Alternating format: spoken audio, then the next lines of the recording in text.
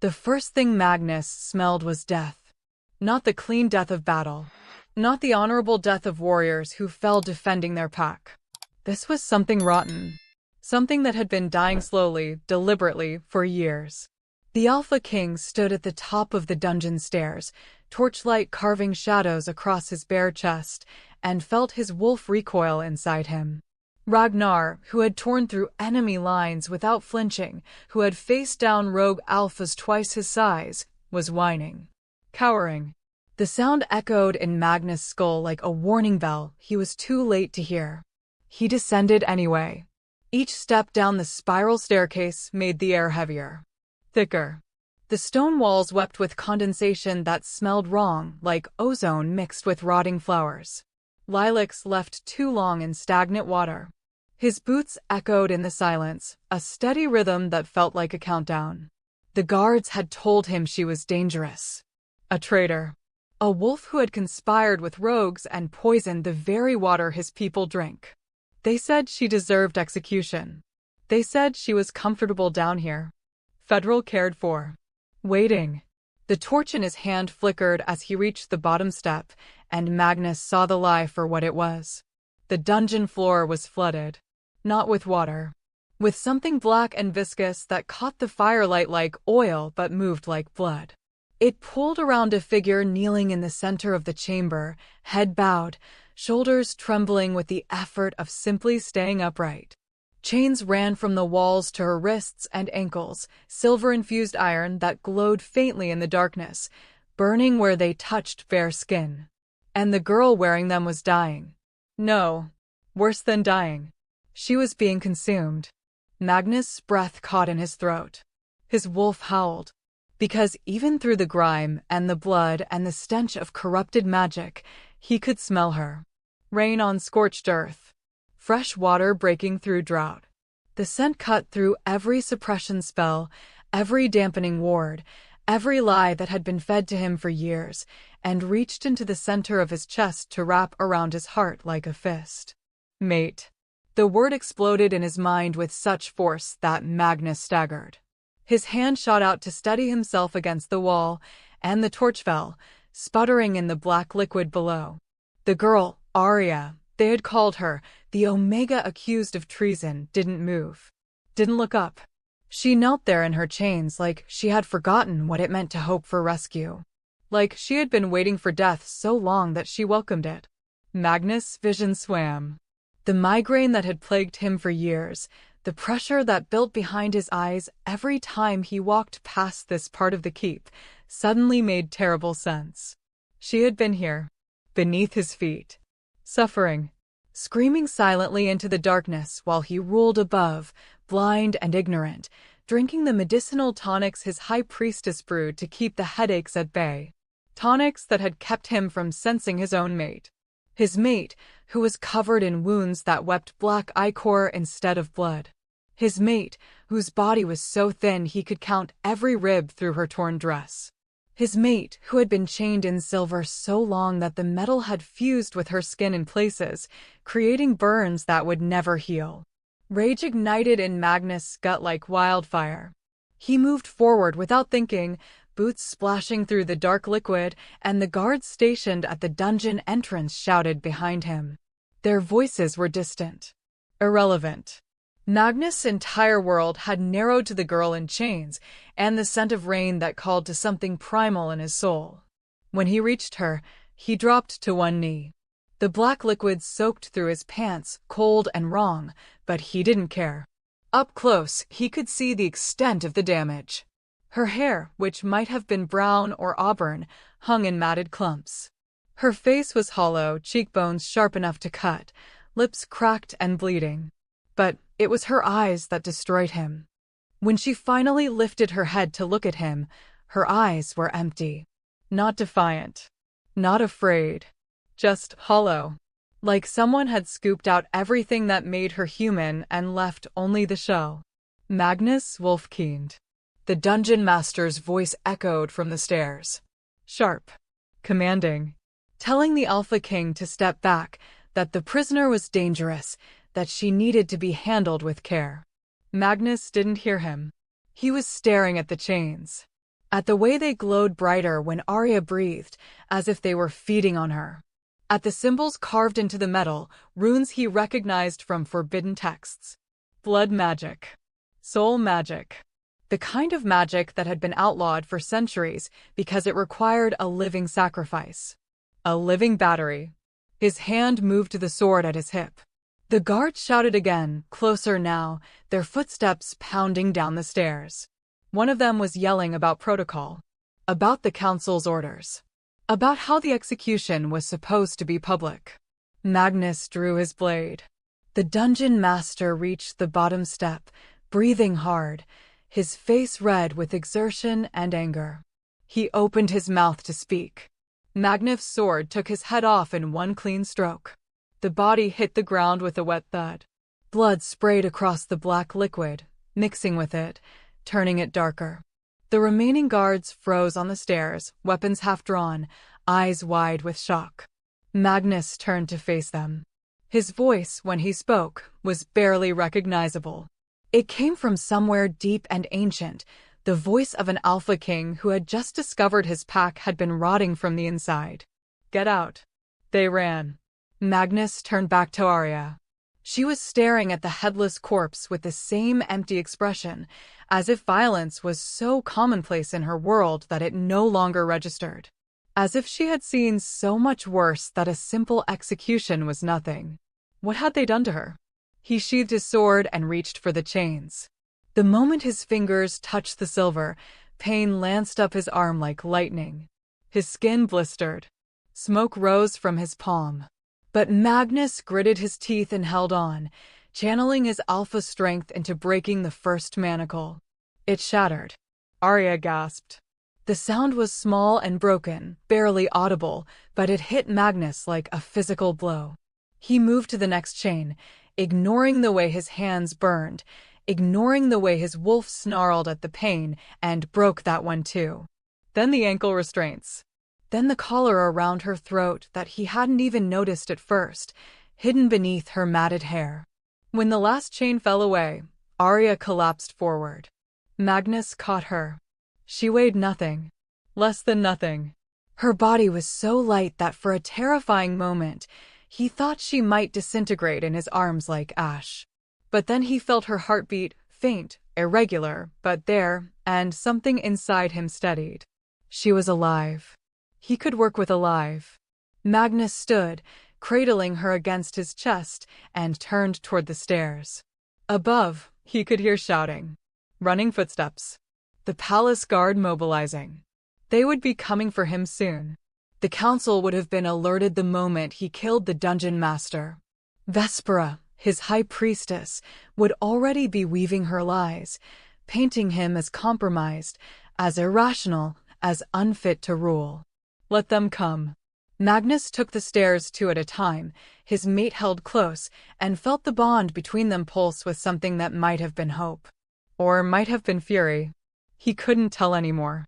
The only thing he knew for certain was that the pack he had sworn to protect had been built on a foundation of torture. And he was going to burn it all down to save her. If you want to know whether love can survive betrayal this deep, whether an Alpha King can reclaim his throne after discovering his own hands are stained with his mate's suffering, subscribe to Cindy's Wolfheart stories. Because this tale is only beginning. Arya woke to warmth. It was wrong. All wrong. The dungeon was cold. Had always been cold. Cold stone, cold chains, cold darkness that seeped into bones until even breathing felt like swallowing ice. But this was heat. Real heat. The kind that came from living flesh and beating hearts. She tried to open her eyes, but her lids were crusted shut with something dried and flaking. Blood, probably. Or the black substance that leaked from her pores now instead of sweat. The substance the council called purified sin.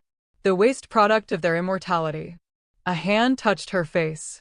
Arya flinched violently, her body jerking in an attempt to escape that was more instinct than conscious thought. But she was so weak. The movement made stars explode behind her closed eyes, made her stomach heave with nothing to bring up. She had been chained for so long that her muscles had forgotten how to obey. The hand didn't pull away. Instead, it cupped her jaw with a gentleness that made her want to weep. Warm fingers traced her cheekbone, careful, reverent, like she was something precious instead of something broken beyond repair. A voice rumbled above her. Deep. Male. Edged with barely controlled rage. I have you. You're safe now. Liar. The word formed in Aria's mind, but didn't make it past her cracked lips. There was no such thing as safe. Not for her. Not for what she was. The council had made sure of that when they carved the runes into her skin at 12 years old and began the ritual that transformed her into a living filter for their corruption. But the voice continued, low and urgent, speaking words that didn't make sense. I'm taking you out of here. Away from them. They'll never touch you again. Never. Such a foolish promise. Such a human concept. As if never existed for creatures like her, who absorbed the worst of what wolves could be and held it inside until their bodies turned black with it. The hand on her face moved to her neck, checking her pulse. She felt his fingers pause over the burned flesh where the collar had been.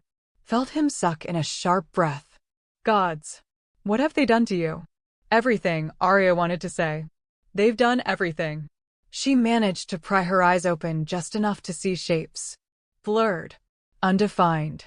The world was nothing but shadows and flickering orange light. Torchlight, maybe. Or fire. She couldn't tell. But through the haze, she could make out the outline of a man kneeling beside her. Broad shoulders. Bare chest. Dark hair that fell across a face she couldn't quite focus on. And eyes. Even through the blur, she could see his eyes. They glowed with an inner light that marked him as alpha. As powerful. As someone who had never known what it meant to be powerless. He was looking at her like she mattered. It was obscene. Aria tried to speak, to tell him he was making a mistake, that touching her would only poison him the way it poisoned everything else. But her throat was raw from screaming, though she couldn't remember when she had last screamed aloud. Maybe years ago. Maybe she only screamed in her mind now, silent howls that no one heard. The alpha leaned closer. His scent hit her like a physical force. Pine and smoke and something wild that made her broken wolf stir for the first time in years. Made her want things she had no right to want. My name is Magnus, he said, and his voice was rough with emotion. I'm the Alpha King of the Silverbane Pack. And I swear on every ancestor who came before me, I will get you out of here. Alpha King.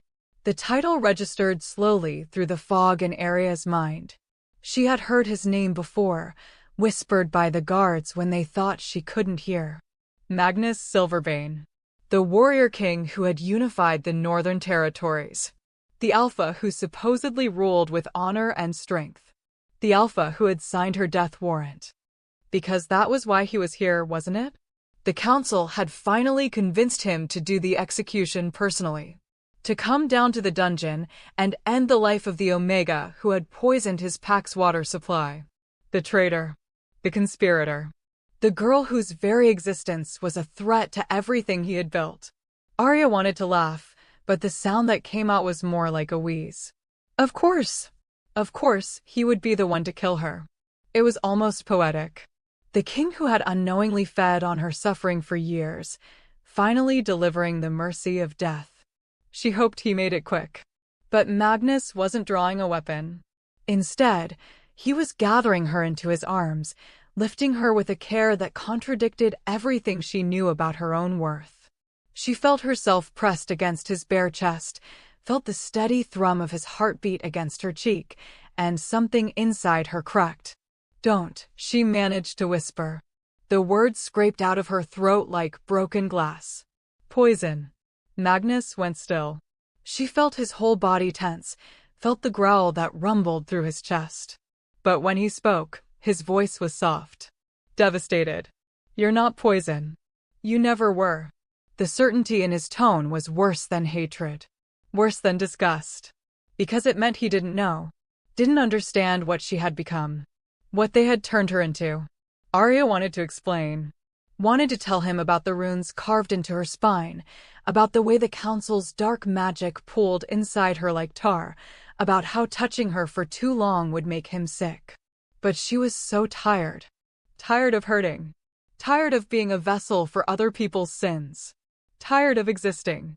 So instead, she let her eyes fall closed and surrendered to the warmth of his arms. Magnus stood, cradling her weight like it was nothing, and began to move. Arya felt the world shift around her, felt the sway of his gait as he climbed stairs she had descended 5 years ago and never thought she would see again. The air changed, grew less oppressive. She could hear voices shouting in the distance, could hear the clash of metal on metal. Fighting. He was fighting to get her out. The realization came slowly, muddled by the fog of pain that was her constant companion. But as consciousness flickered in and out, Arya began to piece together what was happening. The sounds of combat. Magnus snarled commands. The wet thud of bodies hitting stone. He was killing his own guards to protect her. It didn't make sense. None of it made sense.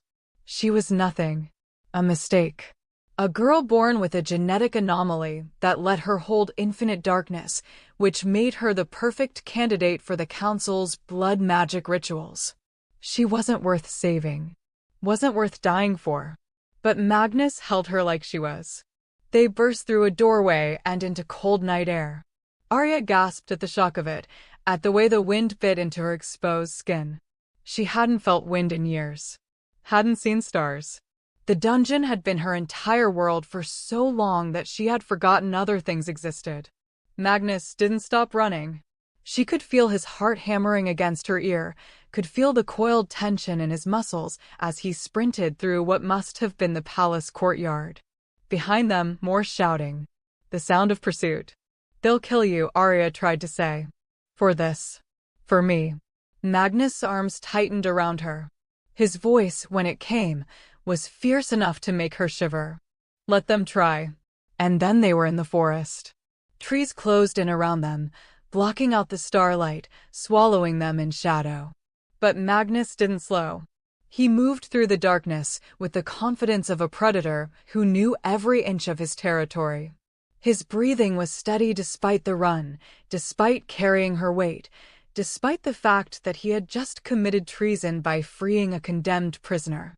Despite the fact that he had just destroyed his own reign to save a girl he didn't know. Except he did know her. Arya could feel it in the way he held her, in the way his wolf called to hers through the bond she could sense forming between them. The bond that should have been impossible. The bond that the Council's suppression magic should have prevented. Mate. The word whispered through her consciousness like a prayer and a curse combined. No. It couldn't be. She couldn't be his mate. Fate wouldn't be that cruel, to tie him to someone like her. Someone hollowed out and filled with poison. Someone who would only drag him down into the darkness she carried. But Magnus' scent wrapped around her like a blanket, and his heartbeat synced with hers, and Arya felt the truth of it settle into her bones. She was his mate. And he had just sacrificed everything to save her. The guilt was worse than the chains had been.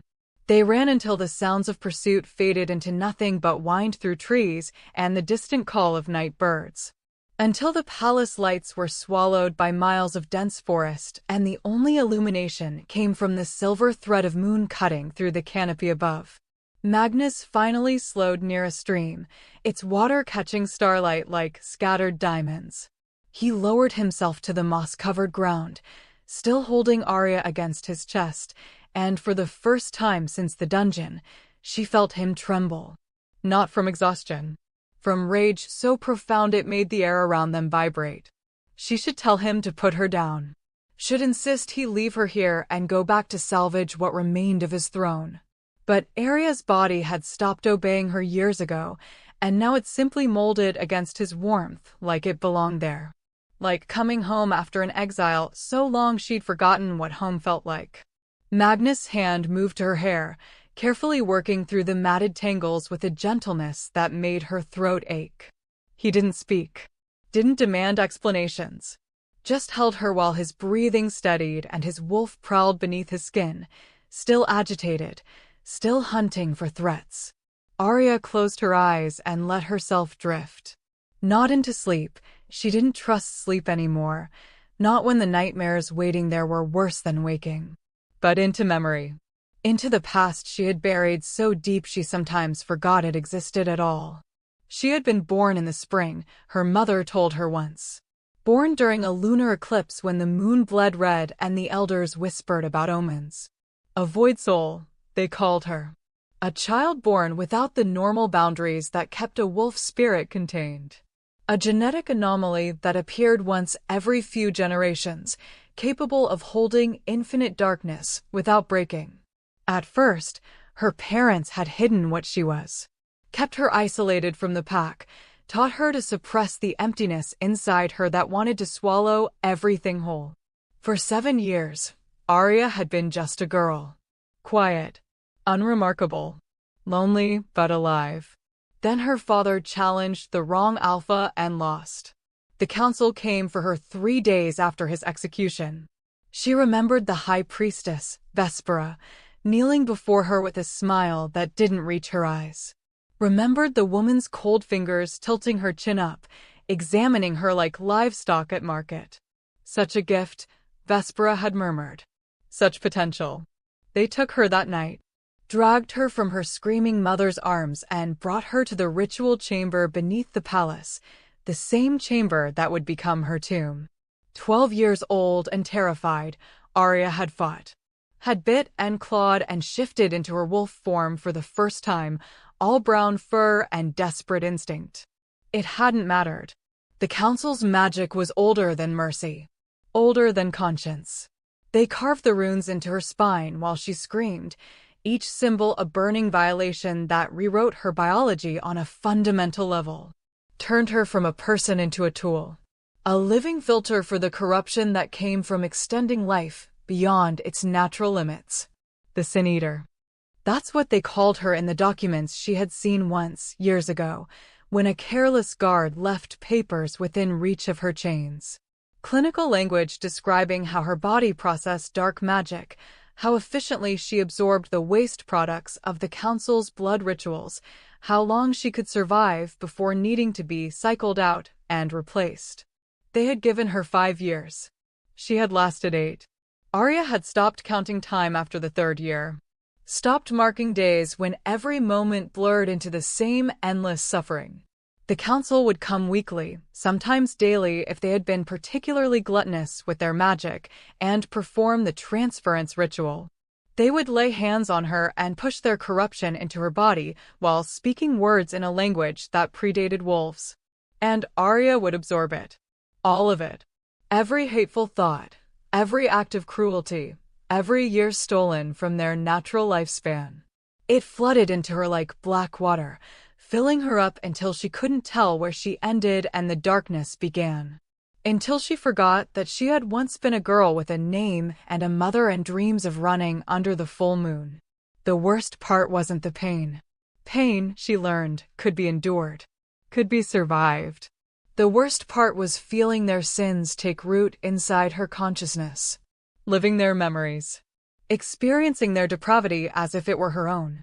She knew which elder had ordered the execution of an entire family line because one child showed signs of challenging his authority. Knew which councilwoman had poisoned her own sister for an inheritance dispute. Knew which alpha had taken pleasure in the torture of prisoners, had made it a sport, had laughed while they begged. Arya contained all of it. Every secret. Every crime. Every piece of rot at the heart of the Silverbane Pack. And the council needed her silent. So they had fabricated the treason charge. The story about poisoning the water supply, that was rich, considering it was their own blood magic seeping into the groundwater that made pack members sick. They blamed the rogues she had supposedly conspired with, when the real rogues were the ones feeding off her suffering in silk robes and golden crowns. They had planned her execution for weeks. A public spectacle to demonstrate the pack's strength and unity. To show what happened to traitors. Except Magnus had come early. Had walked into that dungeon expecting a criminal and found his mate instead. Arya's eyes opened. She stared at Magnus' throat, at the pulse beating steady beneath his skin, and felt something stir inside her that wasn't the council's darkness. Something that might have been her own emotion, rusty and half-forgotten. Fear. Not fear of death. She had made peace with dying years ago. But fear of this, of being seen as something worth saving. Fear of the inevitable moment when Magnus realized what she truly was and the revulsion set in. Fear of watching hope die in his eyes when he understood that she wasn't a victim to be rescued, but a contaminated thing that would only spread poison to everyone she touched. Her hand moved without permission, rising to press against his chest.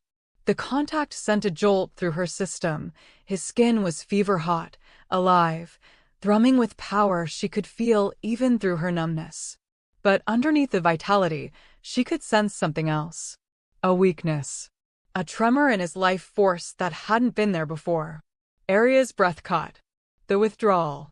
She had absorbed so much from him over the years, fatigue from his wars, injuries from his battles, the natural entropy that came from ruling a kingdom. The council had been siphoning it all into her without his knowledge, keeping him strong and vital while she bore the weight of his suffering along with everyone else's. And now that the connection was severed, his body was trying to compensate for the sudden loss. He was weakening because of her. The realization brought a wave of nausea so intense that Arya had to swallow hard to keep from retching. This was exactly what she had feared. What she had always known would happen if anyone got too close. She destroyed things. Corrupted them. Turned them sick. Get away, she managed to rasp, pushing weakly at his chest. Before what? Before she poisoned him completely? Before the darkness inside her leaked out and consumed him the way it had consumed everything else? Magnus' hand caught her wrist. Gently. Firmly. His thumb stroked over her pulse point, and when he spoke, his voice was rough with something that sounded dangerously close to anguish. I know what you are. The words hit like a physical blow. Arya went rigid in his arms, waiting for the rejection, for the moment he would drop her and back away with horror written across his face. But Magnus didn't let go. Instead, he shifted her weight so he could look directly into her eyes. His gaze was fierce, uncompromising. The eyes of a king who had seen battlefields and bloodshed and refused to flinch. I know what they made you into. I know what you've been carrying. And I know it's killing you. Arya's vision blurred. She couldn't tell if it was from tears or from the black ichor that sometimes leaked from her eyes now instead of salt water. Both, probably. Then why? She whispered. Why save me? Magnus' jaw clenched. A muscle ticked beneath his skin, and for a moment she thought he wouldn't answer. That he didn't have an answer, that this had all been instinct and impulse, and he would regret it come morning. But then he lowered his forehead to hers, and his words came out broken. Raw. Because I felt you suffering. For years. Every time I walked past that dungeon, every time I drank those damn tonics Vespera gave me, I felt something wrong. Like part of me was dying and I couldn't find the wound. My wolf knew. He knew his mate was in pain and I was too blind, too stupid, too trusting to see it. His grip on her tightened. Not enough to hurt, but enough to anchor. They used me to torture you. My strength came from your weakness. My victories were built on your suffering. And I will spend the rest of my life atoning for that, even if you never forgive me. The confession shattered something inside Arya's chest. Some wall she had built to survive, some final defense that let her believe she was alone in her pain. She wasn't alone anymore. This Alpha King, this powerful, impossible man, was claiming her suffering as his own, was taking responsibility for crimes he hadn't even known he was committing, was looking at her like she was someone worth fighting for instead of something broken beyond repair. It was too much. Too overwhelming. Arya tried to pull away, to put distance between them before she fell apart completely, but Magnus held firm. I don't know how to fix this, he said quietly. I don't know how to undo what they've done. But I swear to you, Arya, I swear on my life and my throne and every bond of blood that ties me to this pack, I will find a way to free you from this. She wanted to believe him. Wanted it so desperately it hurt worse than the chains ever had. But Arya had learned long ago that wanting something didn't make it real. The darkness inside her stirred, sensing her emotional vulnerability, and she felt it begin to rise. Black veins crawled up her arms, visible beneath her skin. Her vision flickered. The forest around them took on a reddish tinge, like looking through blood. No, not now. Not in front of him. Magnus saw the change. She felt him stiffen, felt his wolf surge forward to assess the threat. But he didn't drop her. Didn't recoil. Instead, he pulled her closer, tucking her head beneath his chin, and began to speak in a low, rhythmic cadence. Words she didn't recognize. An ancient dialect that predated the common tongue. The darkness hesitated, confused by the magic in his voice. And in that moment of hesitation, Arya found enough strength to push it back down, to cage it once more behind the fragile walls of her will. When her vision cleared, she was shaking. Magnus was still holding her, still murmuring those strange words, and the moon had shifted position in the sky. Hours had passed. Hours where he had sat with her through her near transformation into something monstrous. Hours where he hadn't abandoned her. "I'm sorry," Arya whispered into his chest. Magnus' arms tightened. His lips brushed against her temple, and his next words were a vow that resonated through the mate bond forming between them. "Don't be. We're going to survive this, Arya. Together." And despite everything, despite the darkness and the pain and the certainty that this couldn't end well, Arya felt the smallest spark of something dangerous flicker to life inside her. Hope. They traveled through the night, following the stream deeper into the hinterlands, the wild territory that existed beyond pack law, where the trees grew so dense that sunlight barely touched the forest floor and magic pooled in the earth like spilled wine. Magnus moved with purpose, carrying Arya when her legs gave out, supporting her when she insisted on walking despite the way her body trembled with every step. He didn't tell her where they were going. Didn't need to. She could feel their destination pulling at something deep inside her, some instinct she didn't understand drawing her forward like a compass pointing north. The Whispering Falls. She had heard stories about this place as a child. Legends passed down through generations about sacred waters that could cleanse corruption, heal wounds that magic had made, strip away curses that had soaked too deep into the soul. Most wolves dismissed the tales as folklore. Pretty stories with no substance. But Arya had learned that the darkest truths often hid in myths. Dawn was breaking when they finally emerged from the tree line into a clearing that stole what little breath Arya had left. The waterfall cascaded down black stone cliffs in a silver curtain, catching the early light and throwing it back in prisms of color. Mist hung in the air like suspended silk, and the sound was like music. Like the earth itself was singing. But it was the stones that made Arya's heart stutter. They ringed the pool at the base of the falls, ancient monoliths carved with symbols that predated the written language. Runes that writhed and shifted when she looked at them directly, that seemed to pulse with their own inner light. And in the center of the stone circle, half submerged in the crystalline water, stood an altar. Magnus set her down gently on the moss beside the pool. His face was drawn with exhaustion. He hadn't slept, hadn't eaten, had pushed himself beyond the limits of even alpha endurance. But his eyes were sharp as he studied the clearing, taking in every detail with a warrior's assessment. "This is it," he said quietly.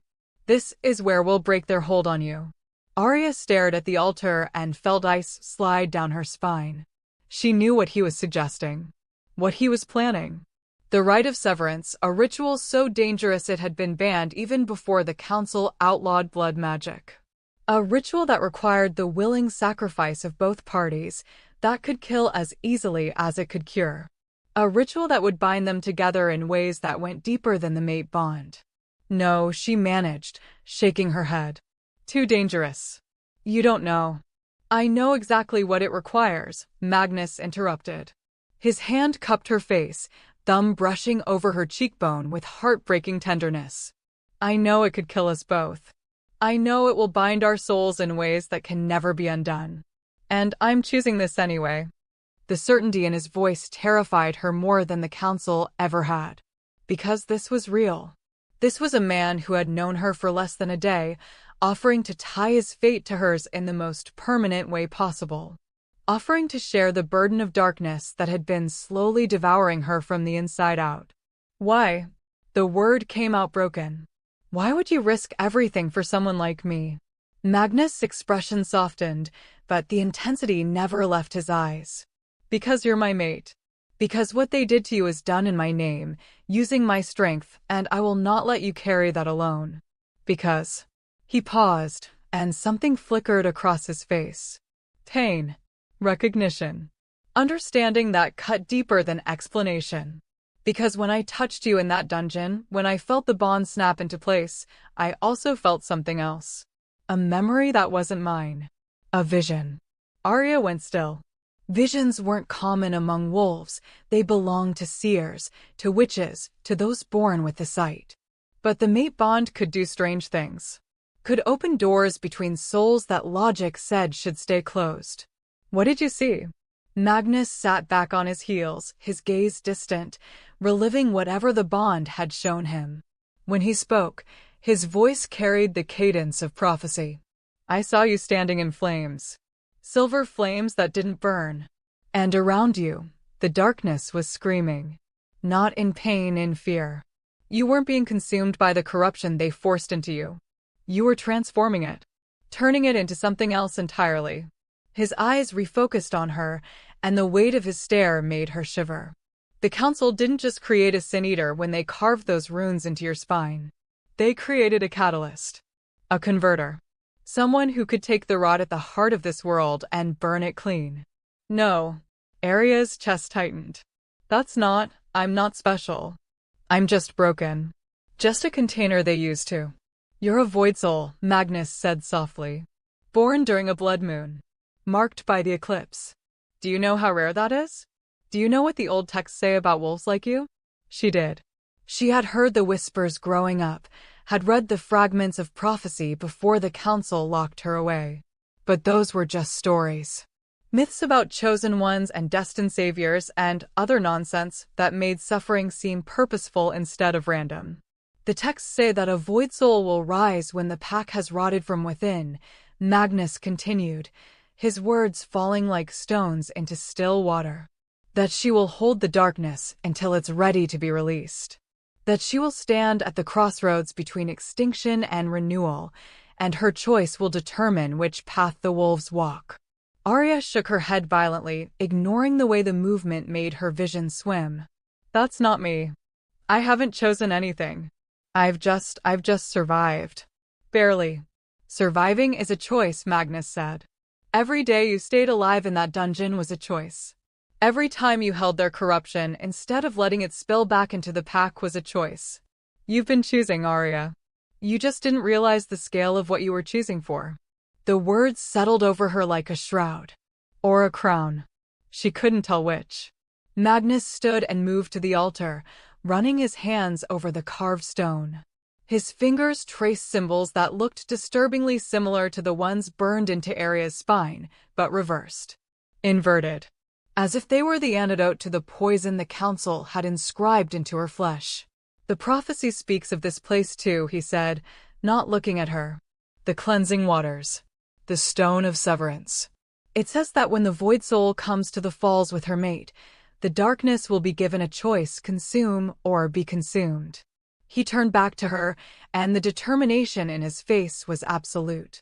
I'm betting everything that you're stronger than the corruption they put inside you. That given the chance, you won't just survive it, you'll transform it. Arya wanted to argue. Wanted to list all the ways this could fail, all the reasons she wasn't the prophesied savior he seemed to believe in. But something was happening inside her chest. A stirring. A warmth that had nothing to do with fever or infection. Her wolf. The part of her that had been silent for years, crushed beneath the weight of the council's magic, was finally waking up. And she was furious. Images flashed through Arya's mind, not visions like Magnus described, but memories. Her mother's face the night they took her. The feeling of grass beneath her paused the last time she shifted. The taste of fresh air before the dungeon became her world. Every piece of life the council had stolen, every moment they had corrupted, every dream they had swallowed. The rage that unfurled inside her was magnificent. It was hers, not borrowed, not absorbed from someone else's sin. This fury belonged to Arya alone, and it burned with a silver flame that the darkness inside her recoiled from. Maybe Magnus was right. Maybe she wasn't just a victim. Maybe the council had miscalculated when they carved their runes, had accidentally created the very weapon that would destroy them. Maybe she was meant to burn. Arya pushed herself to her feet, swaying but standing. Magnus moved to steady her, but she waved him off. She needed to do this herself. Needed to walk to that altar on her own power, even if it killed her. The stone was cold beneath her bare feet as she approached the water's edge. Up close, she could see that the pool wasn't naturally occurring. It had been shaped by ancient hands, carved into a perfect circle, deep enough to submerge completely. And at the bottom, more runes. Glowing. Waiting. "Tell me what we have to do," she said. Magnus came to stand beside her, close enough that she could feel the heat radiating from his skin. His voice was steady, but she could hear the underlying current of fear. Not for himself. For her. "We enter the water together. We submerge ourselves at the altar. And then," his jaw clenched, "then I invite the darkness to pass through me instead of staying trapped in you. I become the conduit. The severance point. Whatever corruption you're holding will try to consume me, and I'll have to hold it long enough for the water's magic to purify it. And if you can't hold it, then it will kill me. And probably you as well, since we'll be soul-bound by then." The casual way he said it, like death was just another tactical consideration, made Arya's throat tight. There has to be another way. Something that doesn't risk. "There isn't," Magnus said flatly. "I've studied every text, consulted every elder who wasn't corrupted by the council. This is the only ritual powerful enough to break a Sin-Eater binding. And it requires a mate bond to work. Requires someone who loves you enough to choose your pain over their own survival." Love. He said it so simply, like it was already fact instead of something impossible. They had known each other for hours. Had barely spoken. How could he claim to love her when he didn't even know her favorite color, her dreams, the sound of her laugh before the council broke it? But when Arya looked into his eyes, she saw the truth of it. Saw that the mate bond had done something neither of them expected. It had shown him every part of her. The broken pieces and the buried strength. The moments of despair and the stubborn will that kept her breathing even when death would have been easier. He knew her in ways that went deeper than time. And he was choosing her anyway. Arya reached out and took his hand. His fingers closed around hers, warm and solid and real. "If we die doing this," she said quietly, I want you to know that you gave me something I thought I'd lost forever." "What's that?" "The belief that I might still be worth saving." Magnus' eyes flashed gold, his wolf rising to the surface. When he spoke, it was with a growl that resonated in her bones. "You were always worth saving, Arya. Always." He pulled her toward the water, and together they stepped into the Whispering Falls. The cold hit like a shock, stealing her breath, but underneath the chill was something else. A humming. A vibration that seemed to emanate from the stones themselves. The water recognized what she was. And it was ready to fight for her. The water rose to their waists as they waded deeper, each step sending ripples across the glowing pool. Arya's skin tingled where the water touched her, not painful, but electric, like the liquid itself was alive and assessing whether she was worthy of its magic. The black veins that had become permanent fixtures on her arms seemed to writhe beneath the surface, the corruption inside her responding to the ancient power saturating this place. Magnus kept his hand locked with hers, his presence a steady anchor as they approached the submerged altar. But Arya could feel the tension radiating from him, could sense his wolf pacing anxiously beneath his skin. This wasn't like facing an enemy army or challenging a rival alpha. This was facing something older than pack law, older than their species, and hoping it would judge them worthy instead of simply swallowing them whole. They reached the altar just as the sun crested the cliff edge above, spilling golden light into the clearing. The timing couldn't be coincidence. Magnus had calculated this precisely dawn, when the barrier between darkness and light was thinnest, when transformation was written into the very fabric of the world. Ready? His voice was rough. Arya nodded, not trusting herself to speak. She wasn't ready. Might never be ready. But ready or not, staying as she was meant slow death. Meant continuing to be the Council's tool, their living battery, until her body finally gave out and they found another void soul to torture in her place. This was her only chance at freedom. Even if that freedom came at the cost of both their lives. Magnus released her hand and moved to stand behind her, his chest against her back, his arms coming around to rest on the altar on either side of her body. The position was intimate, protective, and completely vulnerable. If the ritual went wrong, neither of them would be able to escape quickly. On 3, he murmured against her ear. We submerge. We stay under until I tell you to surface. No matter what you feel, no matter what you see, you stay down. Understand? Arya's heart hammered against her ribs. What will I see? Everything, Magnus said softly. Everything they put inside you. Every sin. Every crime. Every piece of darkness you've been carrying. It will try to convince you to give up. To let go. To accept that this is all you'll ever be. And what do I do when it tries? Hold on to me, he said simply. And remember that you're more than what they made you. Before Arya could respond, before she could second-guess or panic or find 1,000 reasons to delay, Magnus counted. 1, 2, 3. They plunged beneath the surface. The world exploded into sensation. Cold that burned. Light that felt like knives. And then then the darkness came roaring up from the depths of Arya's soul, like a living thing that had been caged too long. She saw faces. Hundreds of them. Thousands. Every wolf whose corruption she had absorbed, every crime she had filtered, every sin she had eaten. They screamed at her in voices that weren't voices, demanding to know why she thought she deserved freedom when they had paid for their immortality with her suffering. The High Priestess Vespera's voice cut through the chaos, honeyed and poisonous. You are nothing without us. We gave you purpose. We made you useful.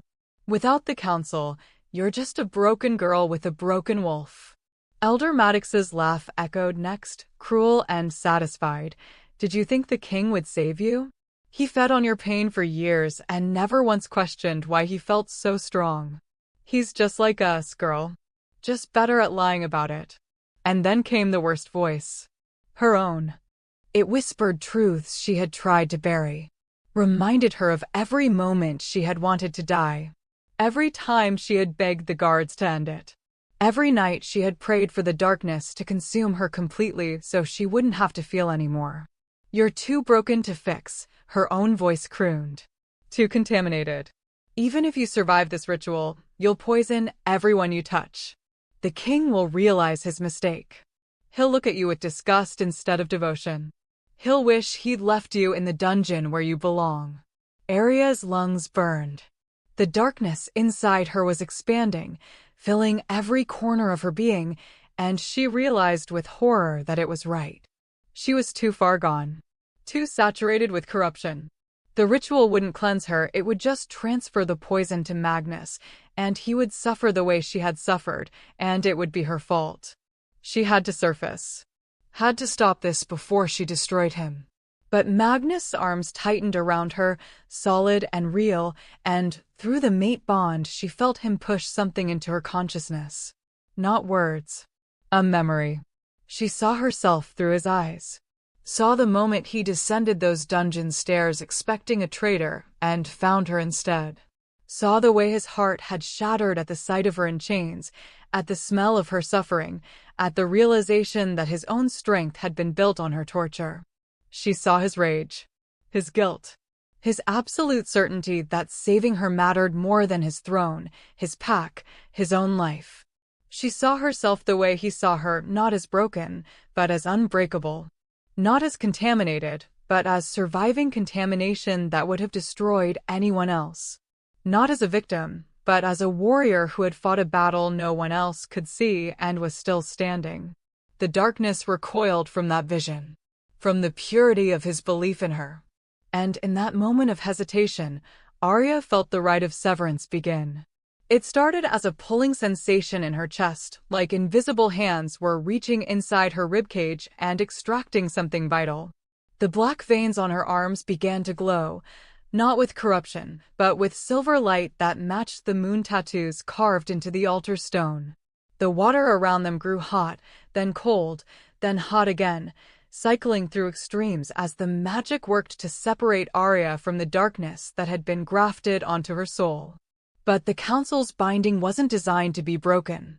The runes they had carved into her spine flared with violent resistance, sending agony lancing through her nervous system. Arya's mouth opened in a silent scream, bubbles escaping toward the surface, and she felt her control slipping. The darkness surged forward, trying to reclaim the ground it was losing. And Magnus, God's Magnus, opened himself to it. Through the bond, Arya felt the exact moment he invited the corruption to pass through him. Felt him become the bridge between her contaminated soul and the purifying water. He was deliberately making himself the conduit, the filter, the sacrifice. He was choosing to become what she had been forced to be. No, Arya tried to scream. No, you can't. But it was already happening. The darkness poured from her body in streams of black ichor that the water couldn't disperse, flowing directly into Magnus through every point where their skin touched. She felt his agony through the bond, felt the weight of years of corruption slamming into him all at once, felt his wolf howl in pain as sins that weren't his own tried to take root in his soul. She felt him start to break. And she realized with absolute clarity that this was the choice the prophecy had spoken of. The crossroads. She could let the darkness consume Magnus the way it had nearly consumed her, could let him bear the burden, and hope the ritual purified him before it killed him. Could accept his sacrifice and emerge clean. Or she could fight. Not to push the darkness back into herself, that would only reset the cycle, trap them both in the Council's design. But to fight alongside Magnus. To meet the corruption in the middle and burn it together with whatever strength they had left. The prophecy hadn't said she would face the darkness alone. It said she would stand at the crossroads with her mate. Together. Arya stopped trying to surface. Stopped trying to escape. Instead, she reached deep inside herself, past the corruption and the pain and the years of conditioned helplessness, and found the part of her that had survived when survival should have been impossible. She found her rage. And she set it on fire. Silver flames erupted from her skin, not physical fire, but something pure.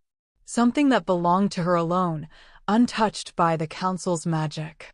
The flames spread through the water like wildfire through dry grass, and where they touched the black ichor flowing into Magnus, they ignited. The darkness screamed. Not with voices, but with the sound of corruption meeting its antithesis. The silver fire didn't destroy the darkness so much as transform it, burning away the malice and leaving behind only raw energy. Neutral. Harmless. Free. Through the bond, Arya felt Magnus understand what she was doing. Felt him add his own strength to hers, his alpha power mixing with her void soul nature to create something neither of them could have achieved alone. The water around them began to glow, brighter and brighter, until the entire pool was incandescent with cleansing light. The runes on Arya's spine cracked. Shattered. The Council's binding broke with a sound like ice fracturing across a frozen lake, and suddenly she could breathe. Could think. Could feel her own emotions without the overlay of 1,000 stolen sins. She was free. They surfaced together, gasping, clinging to each other and the altar as the light slowly faded from the pool. Arya's entire body shook with exhaustion, but it was clean exhaustion. Pure. The black veins were gone. Her skin, though still scarred, no longer wept dark ichor.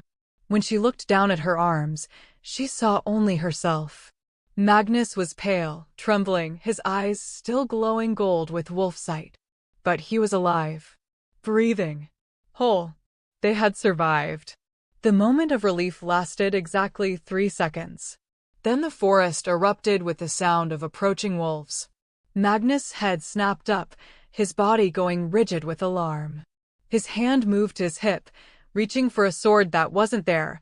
He had left it behind in their desperate flight from the palace. But even unarmed, he positioned himself between Arya and the tree line, his body language shifting into something primal and dangerous. Through the mate bond, Arya felt his recognition, felt his rage return tenfold. The council found us. Wolves burst from the forest in their animal forms, a dozen of them, all large, all bearing the silver collar markings of the palace guard. But it was the figure who walked between them in human form that made Arya's blood turn to ice. Torian. Magnus Spada. His most trusted friend. The man who had stood at his right hand for a decade, who had fought beside him in every battle, who had sworn oaths of loyalty that supposedly bound him until death. The man who was now leading the hunting party sent to drag them back.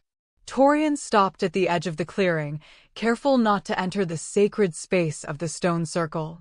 His face was carefully neutral, but Arya could see the tension in his shoulders, the way his hands clenched and unclenched at his sides. "Stand down, Alpha," Torian called across the water. His voice was steady, but carried an undercurrent of something that might have been regret. "The council has declared you compromised. You're to return to the palace for judgment." Magnus' laugh was sharp as broken glass. "Judgment? From the same council that's been torturing my mate for years? That's been using her to fuel their immortality while lying to the entire pack?" Torian's jaw tightened. "I don't know what lies she's told you." "She didn't tell me anything," Magnus snarled. "I saw it. Felt it. The moment I touched her, the bond showed me everything. Every crime. Every sin. Every drop of blood on the council's hands." The beta's expression flickered, just for a moment, and Arya saw it. Guilt. Knowledge. He knew. Maybe not the full extent, but he had known something was wrong in those dungeons and had done nothing to stop it. "Why?" The word tore from Magnus' throat. "Why did you help them?" Torian's face crumpled. For a heartbeat, he looked like a man being slowly torn apart from the inside. Then he straightened, and the mask of duty slammed back into place. "My mate was dying," he said flatly. "A wasting sickness the healers couldn't cure. Vespera came to me with an offer, use the Sin Eater to filter the disease out of Sarah's body, and she would live. I had to choose between your Omega and my mate, Magnus. And I chose Sarah." The confession landed like a stone in still water, sending ripples of shock through the clearing. Even the palace guards shifted uneasily, clearly not having known this piece of the story. Magnus stood frozen, processing the betrayal. Not from an enemy. Not from a rival. From his brother in all but blood. "You chained her," he said quietly, and somehow that was worse than shouting. "You knew what they were doing to her, and you chained her anyway." "Yes," Torian said, and there were tears on his face now, tracks of silver in the dawn light. "I chained her. I delivered her to the council's rituals. I stood guard while they carved runes into her spine, and she screamed for someone to help her. I did all of it. And I would do it again to save Sarah." The honesty of it was brutal. There was no excuse. No attempt to minimize. Just the raw truth of a man who had made an impossible choice and would live with the consequences forever. "So would we," Arya thought, "if you drag us back." She pushed herself upright, using the altar for support, and stepped out from behind Magnus. Every wolf in the clearing focused on her, some with curiosity, some with suspicion, some with outright fear. She didn't blame them. She probably looked like something from a nightmare, all hollow cheeks and ritual scars and eyes that had seen too much darkness. But she was done hiding. "Your mate is alive because of me," Arya said, her voice rough but clear. "Every time the council performed their transference ritual, I absorbed sickness, pain, corruption, death itself. I held it so others wouldn't have to suffer it. I held Sarah's wasting disease inside me for 3 years while it ate me alive from the inside out. Torian flinched like she had struck him. So yes, she continued, taking a step forward. Yes, you chose your mate over me. I understand that. But don't pretend you're here for justice or duty or any noble reason. You're here because the council needs their battery back. Because without me, they'll start aging. Dying. Facing consequences for the first time in their immortal lives. She was at the water's edge now, close enough that the palace guards could see every scar, every mark of torture, every piece of evidence carved into her flesh. Look at me, she commanded, and there was power in her voice now. The kind that came from surviving the unsurvivable. Look at what your council did in the name of prosperity. In the name of strength. In the name of keeping the pack safe. Some of the guards did look. And she saw the exact moment recognition dawned, when they stopped seeing a criminal and started seeing a victim. When the propaganda crumbled in the face of physical proof. But Torian shook his head, desperate, pleading. It doesn't matter. Vespera will kill you both if you don't return. She's already named a new alpha. Already convinced the elders that Magnus is corrupted by the mate bond. If you don't come back, she'll send the entire army. Then let her send them, Magnus said, his voice like iron. Because I'm not bringing Arya back to that dungeon. Not for the council. Not for the pack. Not for anyone. He moved to stand beside Arya, his hand finding hers, their fingers interlacing in a gesture that was both intimate and defiant. Tell Vespera that the Alpha King is coming home, he continued. But I'm not coming as her puppet. I'm coming to tear down every lie she's built and show the pack what their prosperity cost. And if she wants to stop me, she's welcome to try. The challenge rang through the clearing like a bell. For a moment, no one moved. No one breathed. Then Torian bowed his head, shoulders sagging with defeat. I can't let you do that, brother. I know, Magnus said quietly. And I'm sorry for what comes next. The beta shifted, a blur of motion as his wolf surged forward. The palace guards followed his lead, 12 predators launching themselves toward the pool with coordinated precision. But Magnus was already moving, already shifting mid-leap, his body elongating into the massive black wolf that marked him as alpha. He hit the first guard in midair, jaws closing around a throat, and they went down in a tangle of teeth and claws. Chaos erupted. Arya stumbled backward, her body too weak to fight, her wolf too newly awakened to be useful. But she didn't need to fight. Because the water, the sacred water of the Whispering Falls, was fighting for her. It rose from the pool in tendrils of liquid silver, lashing out at any wolf who tried to cross into the stone circle. Where it touched, wolves yelped and retreated, their fur smoking as if the water itself was burning them. Not with heat, but with purity that rejected their corruption. The falls recognized what the council had become, and it would not let them claim another victim. Magnus fought like a force of nature, all teeth and rage and alpha dominance. He tore through the palace guards with brutal efficiency, each movement calculated to disable rather than kill. These were still his wolves, still his responsibility, even if they had come to drag him back to execution. But there were too many, and he was still weakened from the ritual. Arya watched in horror as 3 guards managed to pin him, their combined weight bearing him down to the ground. Torian approached in human form, silver chains in his hands, the same chains that had bound Arya for years. No. The word tore from Arya's throat with a force that surprised them all. And with it came power. The same silver flames that had purified her corruption in the pool erupted from her skin, spreading outward in a wave that sent every wolf flying backward.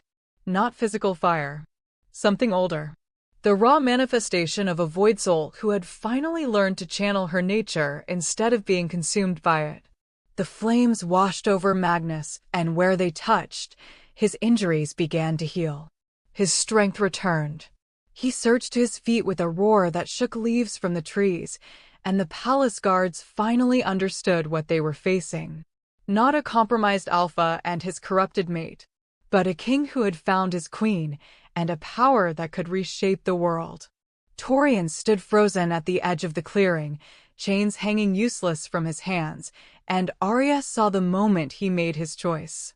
He could continue following the council's orders, could try to force Magnus and Arya back to a system that was rotten at its core, or he could step aside. The beta dropped the chains, bowed his head, and said the words that changed everything. "Forgive me, my king. I chose wrong." Magnus shifted back to human form, breathing hard, covered in blood that wasn't all his own.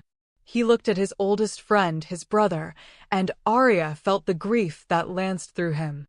The knowledge that some betrayals left scars that never fully healed. But Magnus nodded. Once. Sharp. "Then stand with me now," he said. "When we return to the palace. When I face the council. When the pack learns the truth. Will you stand with me, brother? Or against me?" Torian met his eyes. And for the first time since entering the clearing, his expression was clear. Resolved. "With you," he said. "Always should have been with you." The remaining palace guards shifted uneasily, looking to their beta for guidance. When Torian knelt before Magnus in a gesture of submission and renewed loyalty, half of them followed suit. The others ran. "Let them," Magnus said, watching the retreating wolves disappear into the forest. "Let them report back to Vespera. Let her know we're coming." He turned to Arya and pulled her into his arms, holding her close despite the blood and exhaustion and looming war. "We end this," he murmured against her hair. "Together." Arya nodded, feeling the mate bond pulse between them stronger now, purified by the ritual, anchored by choice rather than just biology. "Together," she agreed. But as the sun climbed higher and they prepared to march back toward the palace that had been her prison, Arya couldn't shake the feeling that the real battle was only just beginning. The council wouldn't surrender power easily. Vespera had decades of practice in manipulation and control, and a cornered predator was always the most dangerous. Still, as she walked from the sacred pool with Magnus at her side and unlikely allies at their back, Arya felt something she hadn't felt in 8 years.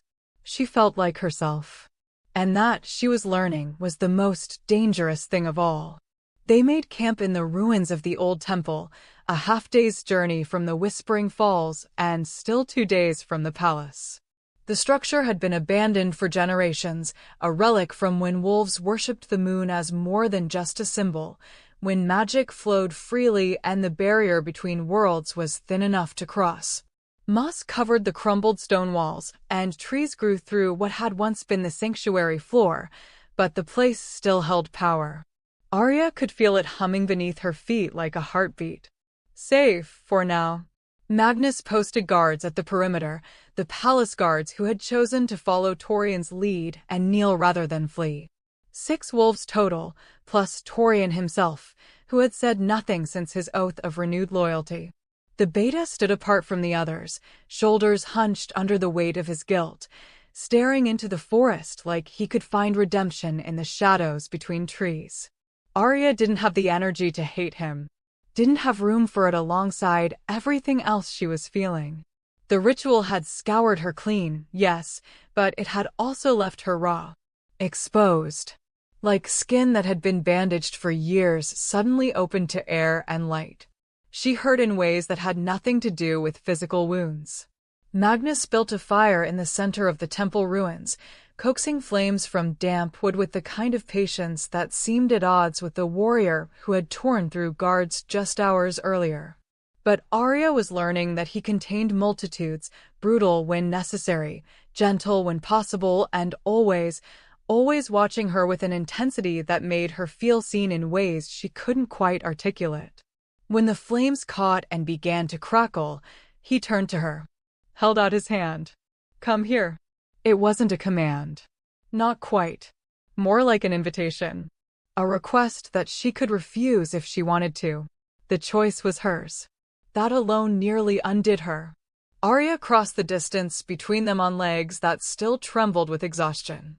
When she took his hand, He pulled her down to sit between his legs, her back against his chest, his arms coming around her waist to hold her close. The position was intimate in a way that had nothing to do with sex. It was comfort, pure and simple. The kind of closeness she had forgotten existed. For a long time, neither of them spoke. They sat in the firelight while the sun set beyond the ruined walls and the forest settled into its evening symphony of sound. Arya focused on breathing, on the steady rhythm of Magnus' heart against her spine, on the way his thumb traced idle patterns on her hip, unconscious and soothing, on being held without being hurt. "You're thinking too loud," Magnus murmured eventually, his breath warm against her ear. Arya huffed a sound that might have been a laugh. "Can you hear thoughts now?" "No, but I can feel them through the bond." "You're spiraling." He wasn't wrong. Her mind kept circling back to the same questions, the same fears, the same certainty that whatever this was between them, couldn't possibly last. That reality would intrude. That he would wake up and realize he had sacrificed his throne for a girl he barely knew. "Talk to me," Magnus said softly. "Tell me what's making you afraid." "Everything," Arya admitted. The word came out small. "Broken. Everything about this terrifies me." His arms tightened fractionally. "Be specific." She closed her eyes, gathering courage from somewhere deep. "I'm afraid that when we get back to the palace, you'll have to choose between me and your pack. That even if we expose the council, even if we prove what they did, the pack will blame me for the instability, for the chaos. They'll see me as the catalyst for their world falling apart. And you think I'll side with them?" It wasn't a question, but Arya nodded anyway. "You've been their king for years. You've bled for them, built alliances, fought wars, kept them safe. And I'm just the Omega who brought it all crashing down." Magnus was quiet for a moment. Then he shifted, turning her in his arms so she had no choice but to face him. The firelight carved shadows across his features, making him look older, harder. But his eyes were soft when they met hers. "Do you know what I see when I look at you?" Arya shook her head, not trusting her voice. "I see someone who survived 8 years of systematic torture and didn't break. Someone who held the darkness for an entire pack because the alternative was letting it consume innocent people.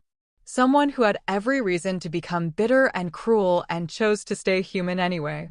His hand came up to cup her face, thumb brushing away a tear she hadn't realized had fallen. "You're not the catalyst for chaos, Arya. You're the mirror that's finally showing the pack what they've become. And yes, they'll hate that. They'll resist. They'll try to shoot the messenger because looking at the message is too painful." He leaned forward until his forehead rested against hers, their breaths mingling in the space between. "But I won't let them. I won't let them blame you for the council's sins. And if it comes down to choosing between my throne and your life, there is no choice. There has never been a choice." The certainty in his voice broke something open in Arya's chest. Something that had been locked tight for years. A sob escaped before she could stop it, then another, and suddenly she was crying in earnest, great, shaking gasps that had nothing to do with sadness and everything to do with relief. Relief that she wasn't alone anymore. That someone saw her and chose her anyway. That maybe, just maybe, she was worth the fight he was promising. Magnus held her through it, one hand cradling the back of her head, the other spread across her spine. He didn't try to quiet her or tell her it was okay. He just held her. Let her break apart in the safety of his arms and trusted that she would piece herself back together. When the tears finally subsided, leaving her wrung out and exhausted, Arya found herself speaking without meaning to. Found words spilling out that she had never said aloud. "I forgot what it felt like to want things," she whispered. "For so long, wanting anything was just torture. Because I wanted to be free and I couldn't have it. Wanted to see the sky and I couldn't have it. Wanted to die and they wouldn't even give me that." She pulled back enough to look at him, to see if her honesty would frighten him away.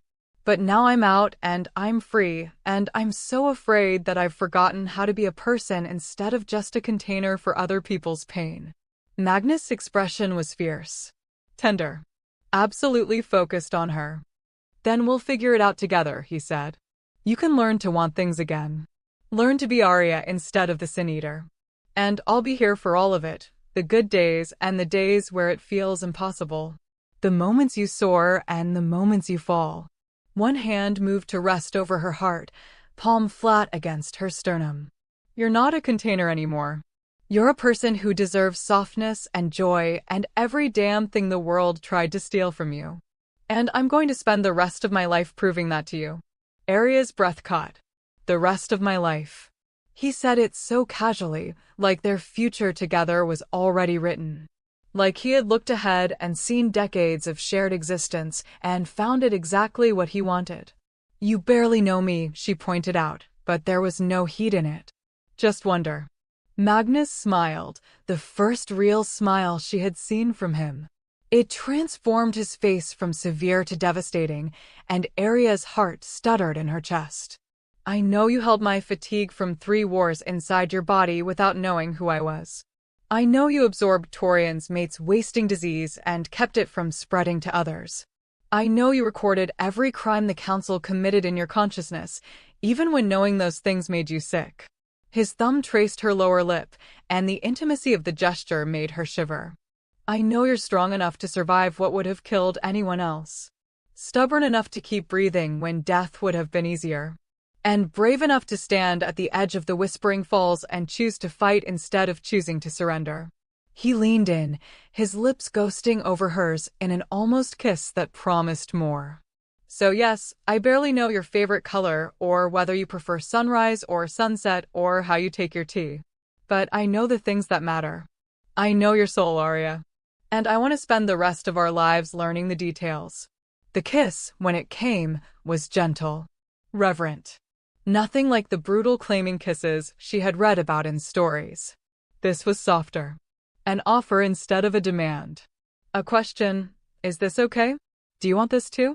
Arya answered by pressing closer, by opening her mouth under his, by pouring 8 years of touch starvation and loneliness and desperate hope into the connection between them.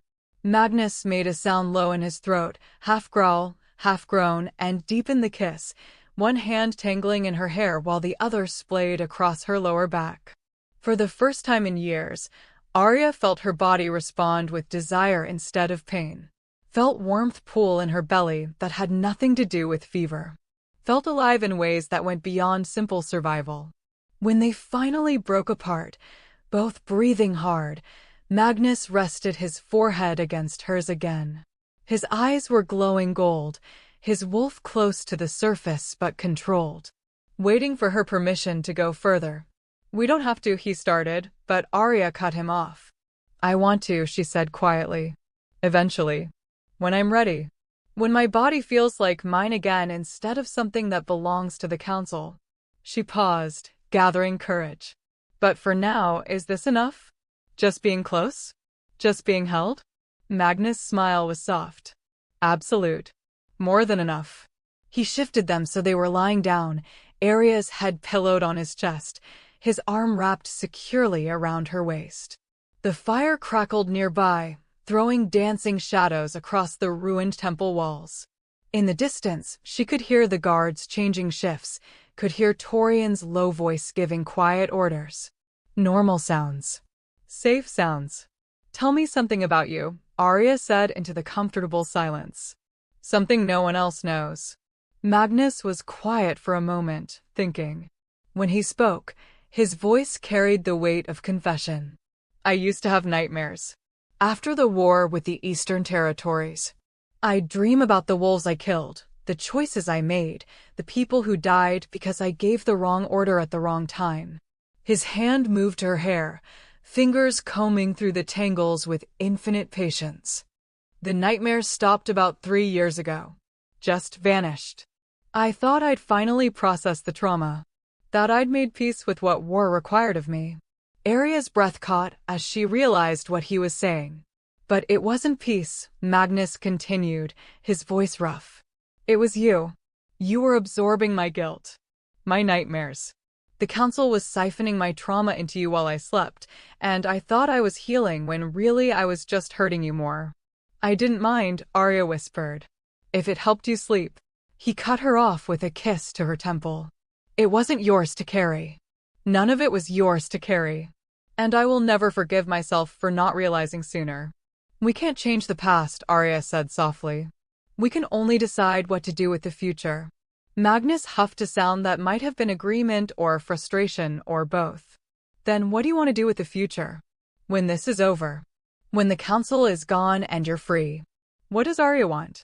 The question hung in the air between them, enormous and terrifying and full of possibility. Arya thought about it. Really thought.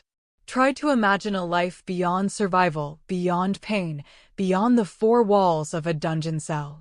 I want to run, she said eventually. In my wolf form. Through forests I've never seen.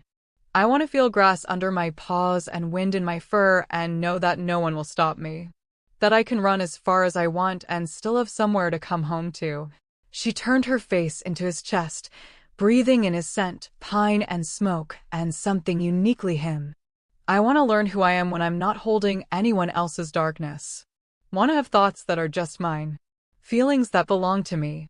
Want to wake up and choose what to do with my day instead of just enduring whatever comes. Magnus' arms tightened around her. You'll have all of that. I swear it. What about you? Arya asked. What does the Alpha King want when he's not being a king? The question seemed to surprise him. As if no one had ever asked what he wanted, separate from his duties and responsibilities and the weight of the crown. I want to build something, he said slowly. Not a kingdom or an army or an empire. Something small. Personal. Maybe a cabin in the mountains where we can go when the pack politics get too heavy. Somewhere with a garden and a workshop where I can work with my hands instead of my authority. He paused, and she felt his heartbeat quicken beneath her ear. I want to wake up next to you every morning and know that you're safe. That you're happy. That the worst thing you have to face is deciding what to have for breakfast instead of wondering if today is the day you finally break. Arya closed her eyes, letting herself imagine it. A future. A real one with choices and mornings and the mundane beauty of breakfast decisions. It seemed impossible. But then again, so had surviving the dungeon. So had breaking the council's binding. So had finding her mate in the last person she should have trusted. Maybe impossible was just another word for not yet. They lay there in the firelight, trading quiet confessions and careful touches, learning the geography of each other's bodies in ways that had nothing to do with sex. Arya traced the scars on Magnus' chest, some from battle, some from training, all of them stories written in flesh. He mapped the constellation of freckles on her shoulder, committing them to memory like they were sacred texts. At some point, exhaustion caught up with both of them. Arya felt herself drifting, felt Magnus breathing even out into the rhythm of sleep. For the first time in 8 years, she let herself follow him into unconsciousness without fear. Because she wasn't alone in the dark anymore. She had someone who would fight the nightmares with her. And tomorrow, they would start fighting for something bigger than just survival. They would fight for a future where neither of them had to be a weapon or a king or a sin-eater. They would fight to just be themselves. Together. They reached the palace at dusk on the 3rd day. The onyx keep rose from the clifftop like a predator's tooth, black stone that seemed to swallow light, towers that pierced the sky like accusations, walls that had stood for centuries and would stand for centuries more. Arya had only seen it from the outside once, the day they dragged her through the gates as a child. She had been too terrified then to really look at it. Now, walking toward it with Magnus at her side and their small band of allies at their backs, she saw it for what it truly was. A monument to lies. Every stone had been placed with blood money, every banner raised through suffering most of the pack never saw. The prosperity everyone celebrated, the strength they took pride in, the longevity of their leaders, all of it built on the broken body of a girl in the dungeons below. Built on her. The gates were open. Waiting. That should have been the first warning. Magnus' hand found hers, squeezing once. His wolf prowled beneath his skin, agitated, sensing the trap but knowing they had no choice but to walk into it. They couldn't defeat the council from the outside, couldn't expose the truth by running. This had to end where it began, in the heart of the pack, in front of witnesses, with undeniable proof. Even if that proof might get them both killed. The courtyard was empty when they crossed the threshold. No guards challenged them. No servants scurried past with their eyes downcast. Just silence, heavy and expectant, like the world was holding its breath. Torian moved closer, his voice low. "This is wrong. The palace should be crawling with activity at this hour." "I know," Magnus said quietly. "She's cleared everyone out. Whatever's about to happen, she wants to control who sees it." They moved through corridors Arya had never walked, past tapestries depicting glorious battles and noble ancestors, through halls that should have been filled with pack members going about their evening routines. But every room was empty, every passage silent, except for the throne room. Light spilled from beneath the massive double doors at the end of the main corridor, not the warm glow of torches, but something colder, harder. Magic light that set Arya's teeth on edge. Magnus paused outside the doors, looked at their small group, 6 guards, 1 beta, and a girl who had been a prisoner 3 days ago. Not exactly an army. "Whatever happens in there," he said, meeting each person's eyes in turn, "remember why we came. Remember what the council is, what they've done. And remember that the truth is our only weapon." He turned to Arya, cupping her face in both hands. "You don't have to come in. You could wait out here. Let me—" "No," Arya interrupted. Her voice was steady despite the fear churning in her gut. "I need to face them. Need them to see that I survived what they tried to destroy." Magnus searched her eyes for a long moment, then nodded. "Together, then. Together." He pushed open the doors. The throne room was packed. Every elder, every council member, every alpha of influence, they were all there, arranged in a semicircle around the raised dais where the High Priestess Vespera stood beside the throne. And seated on that throne, wearing a crown that didn't belong to him, was a wolf Arya didn't recognize. Young, arrogant, already drunk on borrowed power. The puppet king Magnus had warned about. But it was Vespera who commanded the room. The High Priestess was beautiful in the way poisonous things often were, sharp features, silver hair that fell like water, eyes that missed nothing. She wore robes of deepest purple, embroidered with symbols that made Arya's scars burn just from looking at them. When Vespera smiled, it was the smile of a predator who had already won. "Magnus Silverbane," she said, her voice carrying effortlessly through the cavernous space. "How kind of you to return. And you brought our stolen property with you." Stolen property. As if Arya were a thing. An object. Not a person who had been tortured for nearly a decade. Magnus' voice, when he spoke, was cold enough to freeze blood. "That stolen property is my mate. Her name is Arya. And she's not going back to your dungeon." Vespera's smile widened. "Oh, I'm afraid that's not your decision to make anymore. You see, you've been declared unfit to rule, compromised by the mate bond, unable to make rational decisions for the good of the pack." She gestured to the young wolf on the throne. "Alpha Corwin has graciously agreed to take up the burden of leadership in your absence. The transition has already been approved by the council." Corwin stood, puffing out his chest like a child playing dress-up in his father's clothes. "The pack needs strength, not sentiment. Needs a king who puts duty above personal attachment." Magnus laughed, short and sharp and utterly without humor. "Duty. Is that what you call it when you torture a child to extend your own lifespan? When you poison your own territory and blame it on the victim?" He took a step forward, and every guard in the room tensed.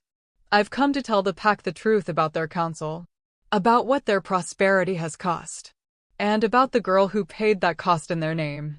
Vespera's expression didn't change, but Arya saw something flicker in her eyes. Calculation. Adjustment. The High Priestess had planned for this contingency. "By all means," Vespera said smoothly. "Tell your story. Let the pack decide whose version they believe, the trusted counsel that has guided them for generations, or a compromised former king and his corrupted mate. The emphasis on corrupted sent a ripple through the assembled wolves. Whispers. Sideways glances at Arya. She could feel their judgment, their suspicion, their readiness to believe the worst, because it was easier than confronting the truth. Magnus' jaw clenched, but he pressed forward. For 8 years, this pack has been using Arya as a sin-eater, a living filter for dark magic. The council carved runes into her spine when she was 12 years old and used her to absorb every consequence of their blood magic rituals. More whispers. Some shocked. Some skeptical. Lies, Vespera said calmly. The girl was imprisoned for treason, for conspiring with rogues and poisoning our water supply. These fantasies are clearly the result of the mate bond compromising your judgment. Then explain the scars, Magnus shot back. Explain the runes carved into her flesh. Explain why I found her chained in silver, bleeding black ichor, dying slowly in the dungeon beneath this very palace.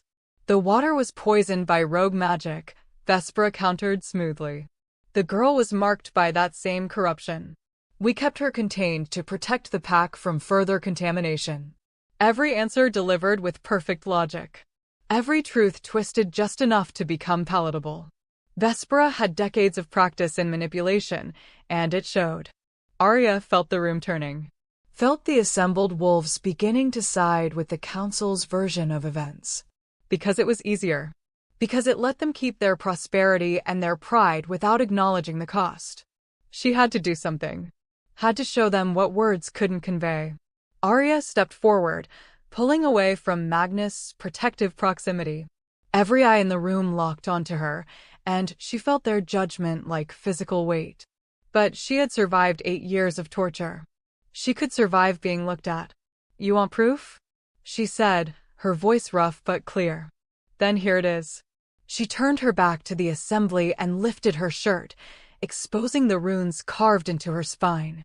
Even from a distance, they would be able to see the scars, the burned flesh, the evidence of ritual magic that had nothing to do with rogue corruption. Gasps echoed through the throne room. Some wolves looked away, unable to face the evidence. Others stared in horror. But Vespera just smiled. Tragic, isn't it? The price of contamination.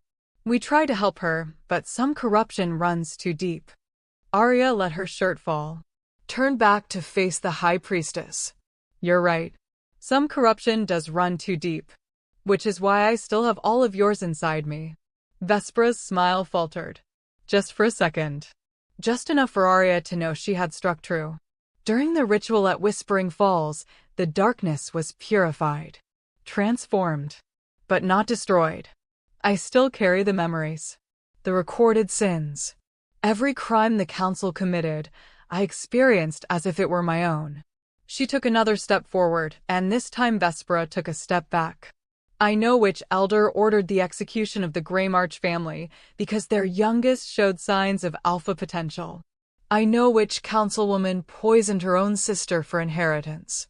I know which of you takes pleasure in torture, which of you has been embezzling from the pack treasury, which of you has been selling our secrets to rival territories. Her voice grew stronger with each accusation, powered by 8 years of swallowed screams. I know everything. And I can prove it. The room erupted. Wolves shouting denials, demanding proof, turning on each other with suspicion. The careful unity Vespera had orchestrated crumbled in seconds. But the High Priestess was not finished. Enough. The word cracked through the air like a whip, backed by magic that made every wolf in the room flinch. Vespera's eyes blazed with power, her beautiful face twisting into something ancient and terrible. You want to play this game, little sin-eater? Then let's play. She raised her hands, and the runes on her robes began to glow. Dark magic pooled around her like smoke, and Arya felt an answering pull from the scars on her spine. The council's binding might be broken, but the connection was still there. Still viable. Vespera was trying to reassert control. Arya felt the darkness inside her stir, felt the weight of all those stored sins trying to respond to their mistress's call. For a moment, panic seized her. What if the ritual hadn't worked? What if she was still just a tool, a battery, something the council could activate with the right spell? Then Magnus' hand found hers, and through the mate bond, she felt his absolute certainty. "You're not theirs anymore," he said quietly. "You're yours." And Arya realized he was right. The darkness inside her wasn't responding because it belonged to Vespera. It was responding because Arya was letting it. Because some part of her still believed she was powerless. Still believed she was a victim instead of a survivor. Time to stop believing that. Arya closed her eyes and reached for the darkness. Not to push it away or fight it, but to claim it. To own it. Every sin, every crime, every piece of corruption the council had forced into her, it was hers now. Her weapon. Her power. Her choice what to do with it. The silver flames from the Whispering Falls erupted from her skin. But this time, they weren't just purifying. They were transforming.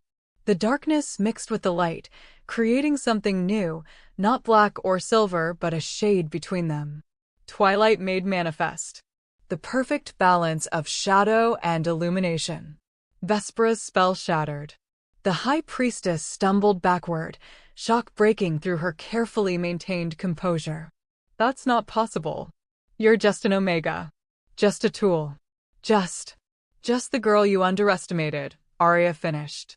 She raised her hands, and the twilight flames spread outward, seeking every wolf in the room who bore the council's mark. Seeking every person who had knowingly benefited from her suffering. Including the elders. Including the Puppet King. Including Vespera herself. The flames touched them and they screamed. Not with pain, with truth. Because the flames didn't burn flesh. They burned lies. Stripped away pretense. Forced every wolf they touched to feel what they had done. To experience the suffering they had caused as if it were happening to them. Elder Maddox collapsed, hands clutching his head as he relived ordering the execution of an entire bloodline. Councilwoman Sarah, Torian's mate, the woman whose life had been purchased with Arya's torture, fell to her knees weeping as she felt the years of agony her survival had cost. And Vespera. Oh, Vespera experienced everything. Every ritual she had performed, every rune she had carved, every moment of suffering she had inflicted across decades of twisted ambition. The High Priestess aged before their eyes, not physically, but spiritually. The weight of her sins finally catching up to her. When the flames finally receded, the throne room was chaos. Wolves weeping, vomiting, curled in on themselves as they processed what they had just experienced. The council was broken, their members scattered across the floor like discarded puppets with their strings cut. Only Vespera remained standing, though barely. The High Priestess looked at Arya with something that might have been respect, or might have been hatred, or might have been both. "You were supposed to be a tool," she whispered. "Just a tool." "I was a person," Arya said quietly. "I always was. You just refused to see it." Vespera opened her mouth to respond, but no words came out. Instead, her body began to collapse in on itself, not violently, but gradually. Like a structure finally giving way after too many years of strain. The magic that had sustained her, the stolen youth, the borrowed vitality, all of it was leaving her at once. Within moments, she was nothing but dust on the throne room floor. The sight should have been satisfying. Should have felt like justice. Instead, Arya just felt tired. Magnus moved to her side, wrapping an arm around her waist as her legs threatened to give out. The display of power had drained her, left her hollow in ways that had nothing to do with the council's torture. "Is it over?" she whispered. Magnus looked around the throne room, at the broken council, at the assembled pack members beginning to understand what had been done in their name, at the throne sitting empty and waiting. "The hard part is just beginning," he said honestly. "But yes, the council's reign is over." He turned to face the assembled wolves, and when he spoke, his voice carried the weight of alpha authority. "The Council of Elders is dissolved, effective immediately. There will be a full investigation into their crimes, and any pack member found to have knowingly participated in the torture of Arya or any other Sin Eater will face judgment. His eyes swept the room, daring anyone to challenge him. This pack was built on a lie, on the suffering of innocent people who were used and discarded in the name of prosperity. That ends today. We will rebuild. We will be better. And we will never forget what that prosperity cost. Silence greeted his pronouncement. Then, slowly, one of the palace guards knelt. Then another. Then more, until half the throne room was on their knees in submission to their true alpha. But not everyone. Some wolves looked angry, resentful. Like Arya had taken something from them by surviving. Like she was the problem instead of the solution. She could feel it, the resistance.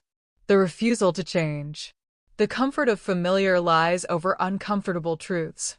This wasn't over. Not really. The council might be gone, but the rot they had cultivated ran deep. And healing it would take more than one dramatic confrontation. But as Magnus pulled her close and addressed his pack, as Torian knelt before them both with tears streaming down his face, as the weight of the throne sat waiting for its rightful king to reclaim it, Arya felt something shift inside her. For the first time in 8 years, she had a choice. And she was choosing to stay. To fight. To help rebuild this broken pack into something worth believing in. Because she was Arya.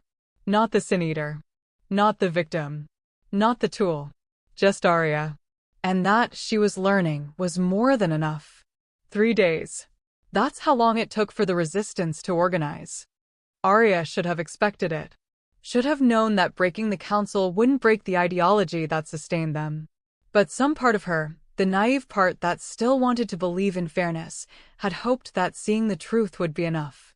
That once the pack understood what had been done in their name, they would choose differently. She had been wrong. The dissent started small. Whispers in corridors. Wolves who stopped talking when she passed. Guards who looked at her with thinly veiled contempt instead of respect. The message was clear. She was tolerated because she was the Alpha King's mate, but she wasn't wanted. Wasn't pack. Wasn't one of them. She was the Omega who had brought their comfortable world crashing down.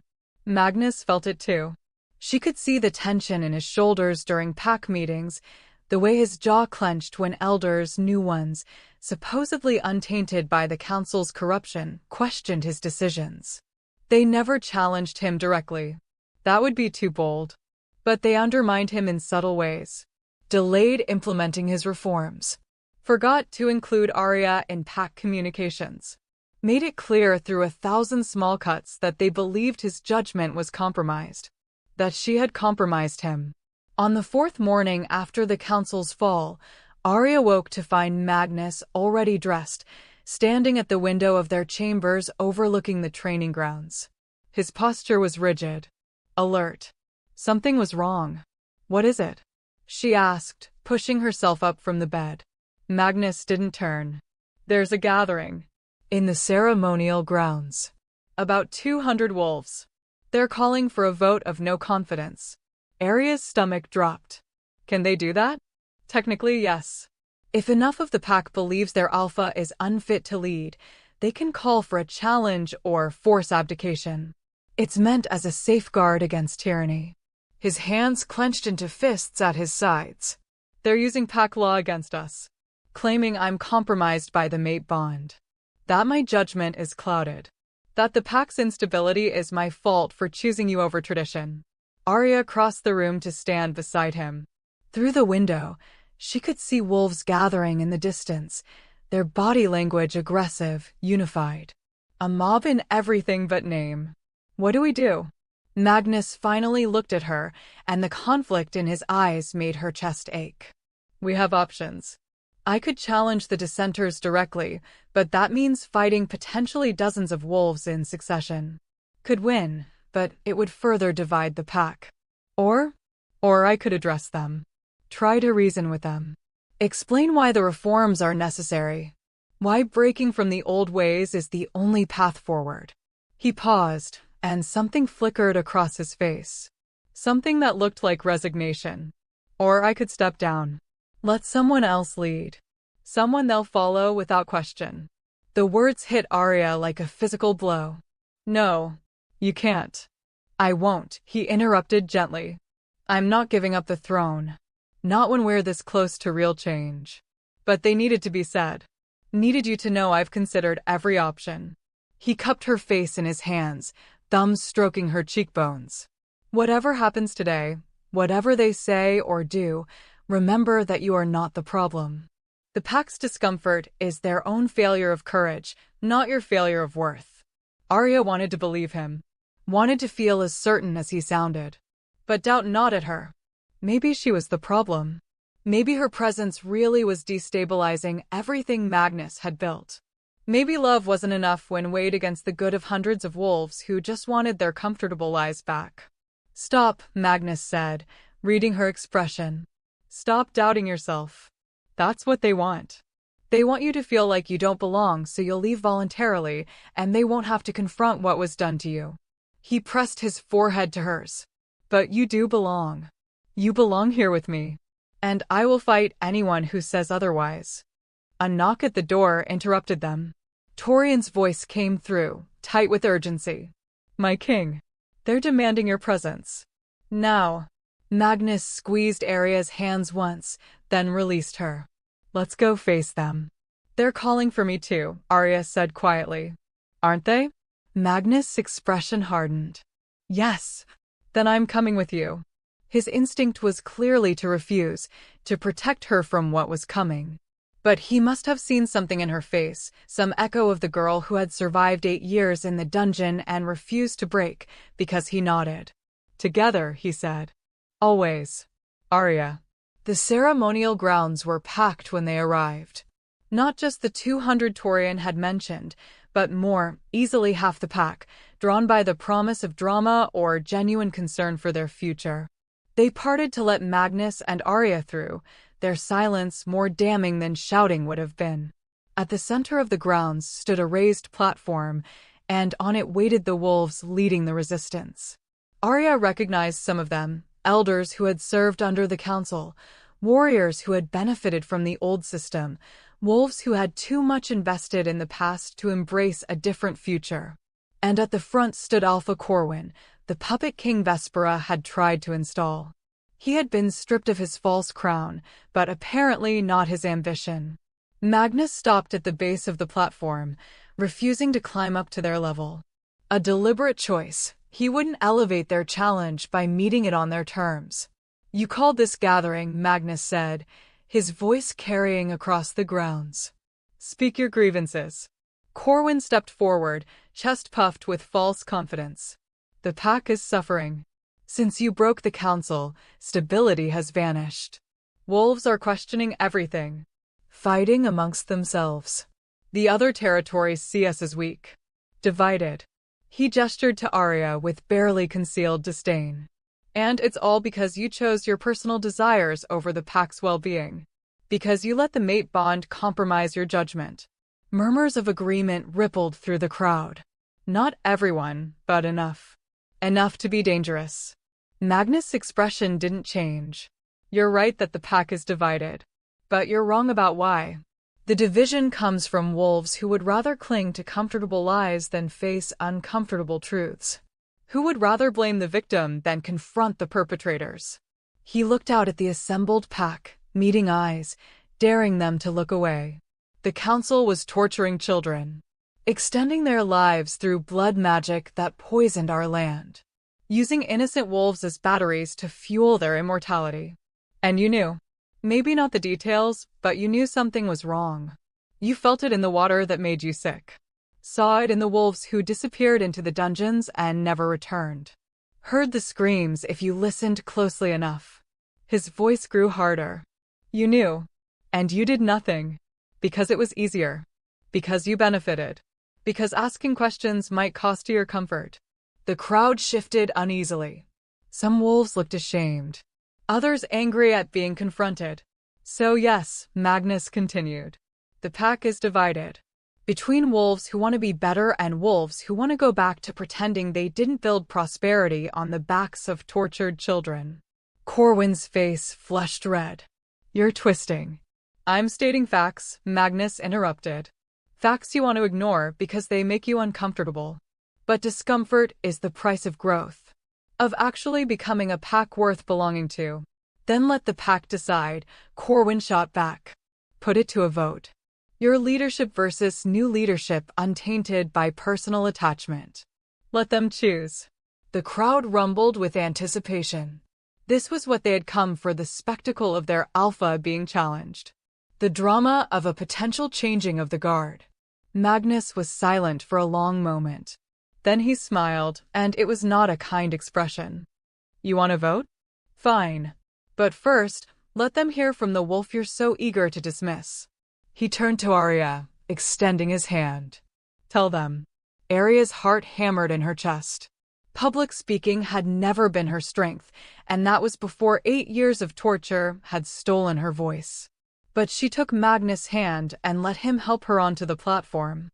Let him stand beside her as she faced the hundreds of wolves who would decide her fate. Their fate. She looked out at the sea of faces. Saw skepticism, resentment, fear. But also there, in the back, saw younger wolves watching her with something that might have been hope. Might have been recognition that she represented something more than just the alpha's compromised judgment. She represented the possibility of change. Arya took a breath and found her voice. You want to know if I'm compromising your alpha's judgment? If the mate bond has made him weak? Fine. Let me tell you what I know about weakness. She pulled off her shirt, turning to show them the scars on her back. The runes carved into her spine. The evidence of systematic torture that some of them had probably walked past every day without acknowledging. Weakness is knowing children are suffering in your dungeons and doing nothing because it's inconvenient. Weakness is accepting prosperity without asking what it costs. Weakness is blaming the victim because confronting the perpetrators would require actual courage. She turned back to face them, holding their gaze even as her hands shook. I spent 8 years in that dungeon. 8 years absorbing your corruption, your sins, your darkness. I held the High Priestess's vanity and Elder Maddox's cruelty and Councilwoman Sarah's greed. I held Torian's desperation and the warrior's guilt and the healer's complicity. Her voice grew stronger. I held all of it so you wouldn't have to feel the consequences of your choices. And you know what I learned down there, in the darkness, chained in silver and bleeding black ichor? The crowd was silent now. Listening. Actually listening. I learned that strength isn't surviving torture. It's choosing to survive. It's holding on to your humanity when everything is trying to take it away. It's staying kind when cruelty would be easier. It's fighting for a better future even when the present is unbearable. She stepped forward, and wolves in the front row actually backed up. Your alpha went into that dungeon expecting to execute a traitor.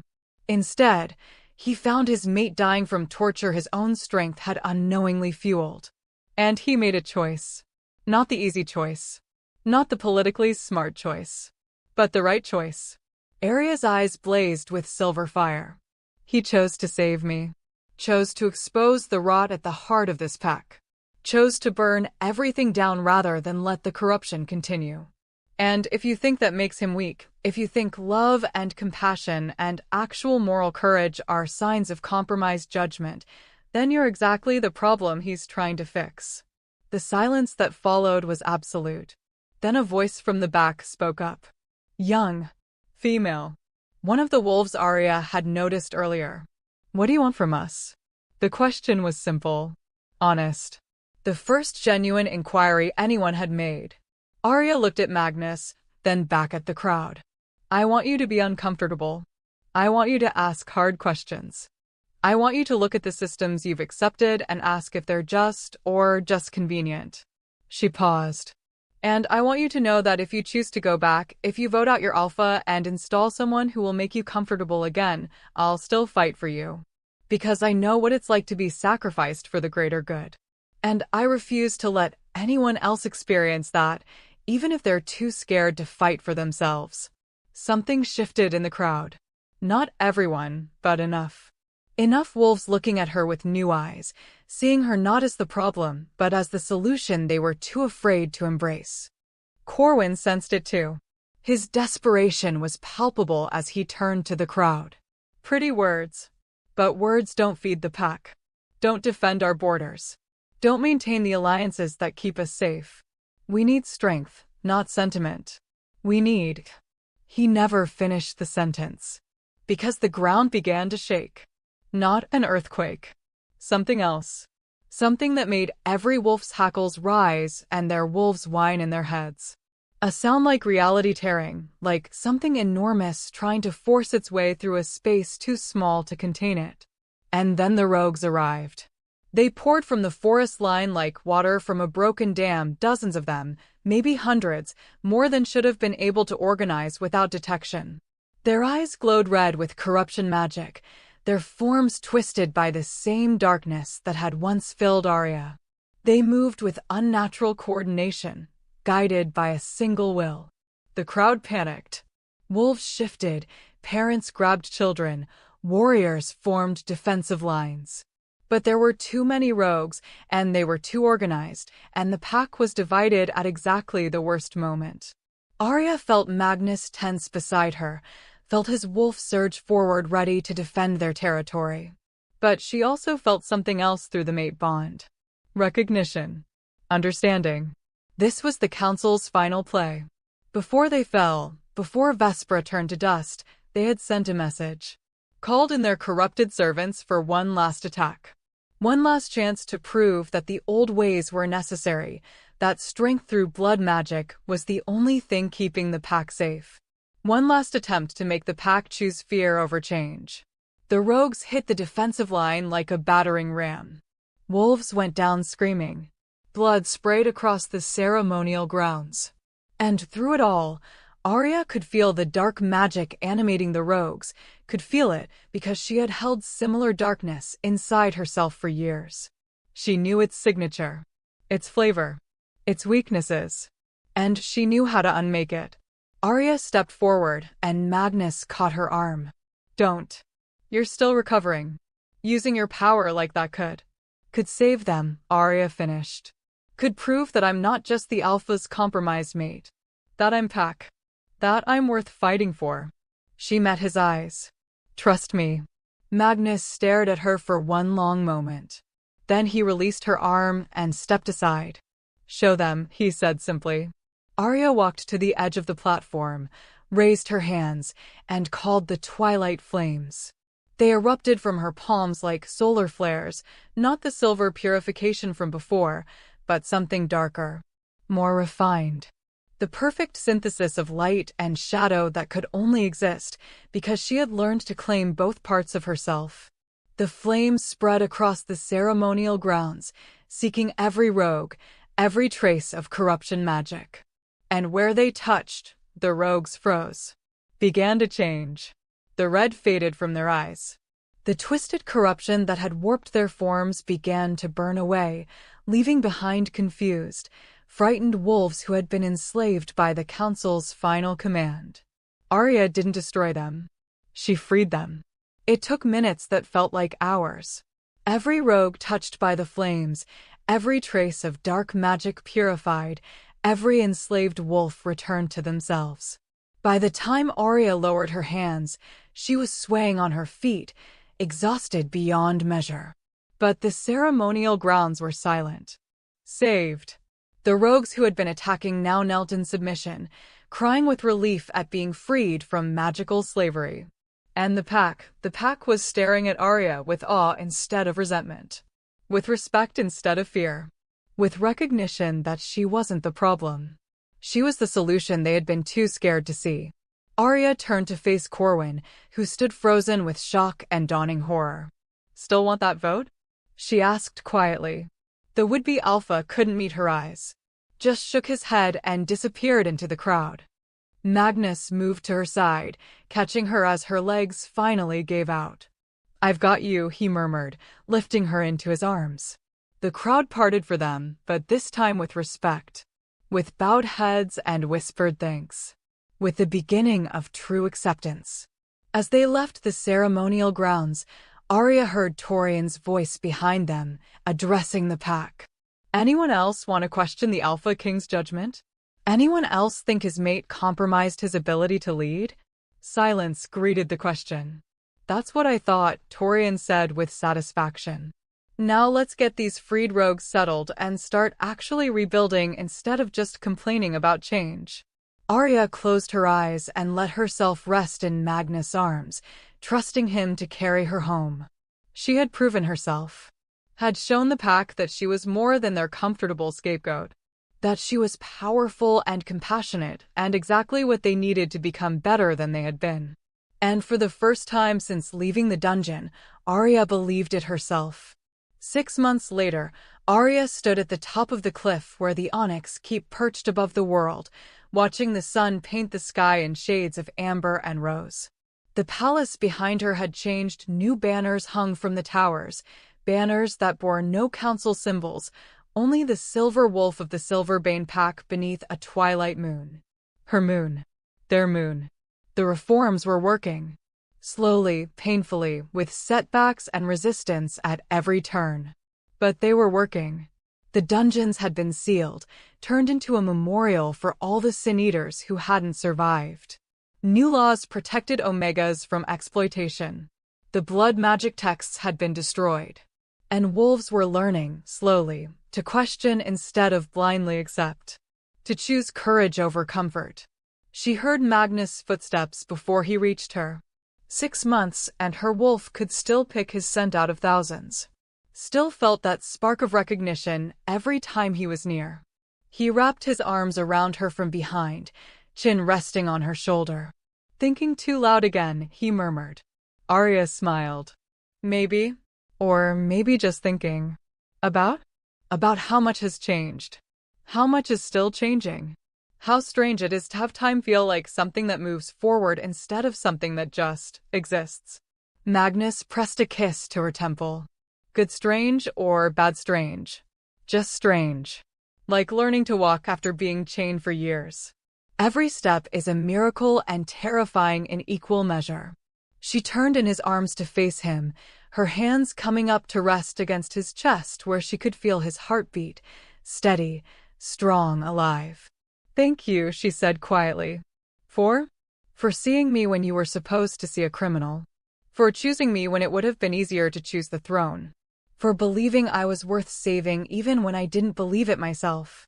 Magnus' eyes glowed gold for just a moment, his wolf rising to the surface. You saved yourself, Arya. I just held your hand while you did it. We saved each other, she corrected.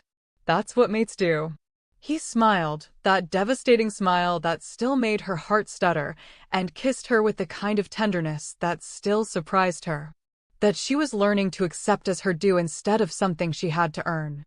When they broke apart, Magnus' expression grew serious. There's something I want to show you. Been working on it for months. Wasn't sure if I'd get it finished in time, but... He stopped, suddenly nervous in a way she rarely saw from him. Come with me? Arya let him take her hand and lead her away from the cliff edge, through the forest paths that had become familiar territory over the past months. They walked in comfortable silence, fingers interlaced, shoulders brushing with every step. They emerged into a clearing she didn't recognize, and Arya's breath caught. A cabin stood in the center of the meadow. Not large, but perfect stone and wood construction that looked like it had grown from the earth itself. Windows that would catch the morning light. A porch that wrapped around 3 sides. And behind it, in neat rows, the beginning of a garden. The mountain cabin he had mentioned that night by the fire at the old temple ruins. The dream he had shared about building something small and personal and just for them. He had built it. You said you wanted a place to run to, Magnus said quietly. Somewhere you could go when the politics got too heavy. Somewhere that was just yours. He squeezed her hand. So I built you one. Built us one. It's not finished, still need to do the interior, and the garden needs a lot of work, and I probably should have consulted you on the design, but... It's perfect, Arya whispered, cutting off his nervous rambling. It's absolutely perfect. She turned to him with tears streaming down her face, good tears, healing tears, the kind that came from joy instead of pain. How did you have time? With everything happening at the palace, all the reforms, all the made time, Magnus said simply. Because this matters. You matter. And I wanted you to have proof that the future we talked about wasn't just words. That I'm building it with you. For you. Arya threw her arms around him, burying her face in his chest, and let herself cry. Let herself feel the overwhelming gratitude and love and disbelief that this was her life now. That she had gone from chains and darkness to standing in sunlight with a mate who built her dreams into reality. Want to see inside? Magnus asked when her tears subsided. Arya nodded, not trusting her voice, and let him lead her up the porch steps. The interior was unfinished, like he said, bare walls waiting for decoration, empty rooms waiting to be filled with furniture and memories and life. But the bones were sound. The foundation solid. It smelled like new beginnings. Like home. They spent the afternoon there, planning where furniture would go, arguing good-naturedly about paint colors, dreaming out loud about the life they would build in this space. And for the first time since leaving the dungeon, Arya let herself fully believe in the future. Let herself imagine decades of mornings in this cabin, of running through these forests, of growing old with the man who had saved her by seeing her as worth saving. As the sun began to set, casting the cabin in golden light, Magnus pulled her close one more time. I love you, he said simply. Not because you're my mate. Not because the bond chose us. But because you're brave and strong and kind despite every reason not to be. Because you chose to survive when death would have been easier. Because you're teaching me what real courage looks like. His voice dropped to a whisper. Because you're Arya. And I would choose you in every lifetime, in every circumstance, against every opposition. Always. Arya's breath caught. She had heard him say he loved her before. Had felt it through the bond. But this was different. This was a vow. A promise that went beyond the mate bond into something deeper. Into choice. I love you too, she said, and the words felt like power. Like magic. Like the most important thing she had ever spoken. Not because you saved me, but because you saw me as someone who could save herself. Because you believed in me before I believed in myself. Because you're teaching me that love doesn't have to hurt. She kissed him, pouring 8 years of reclaimed life into the contact. Pouring hope and gratitude and the fierce joy of survival. When they finally left the cabin, walking hand in hand back toward the palace as stars began to emerge overhead, Arya felt complete in a way she never had before. Not because Magnus had fixed her, she was still healing, would probably always be healing, but because he had given her the space and time to fix herself. Had believed she was worth the wait. Behind them, the cabins stood waiting. Their future, made manifest in wood and stone and possibility. Ahead of them, the palace glowed with light. Their present, full of challenges and changes and the hard work of making the world better than they found it. And inside Arya's chest, the twilight flames burned steady and sure. Her power, claimed and controlled and ready to defend anyone who needed defending. Ready to burn away lies and corruption wherever she found them. Ready to be exactly who she was meant to be. Not a sin-eater. Not a victim. Not a tool or a weapon or a sacrifice. Just Arya. And that was more than enough. Arya. The question that lingers in the darkness, the one that follows you even after the story ends, would you have chosen her side? Would you have stood with the girl in chains when everyone else looked away? Would you have had the courage to question your own comfort when confronted with someone else's suffering? Or would you have been one of the wolves who chose easy lies over hard truths? The answer reveals more than you might want to know about who you are.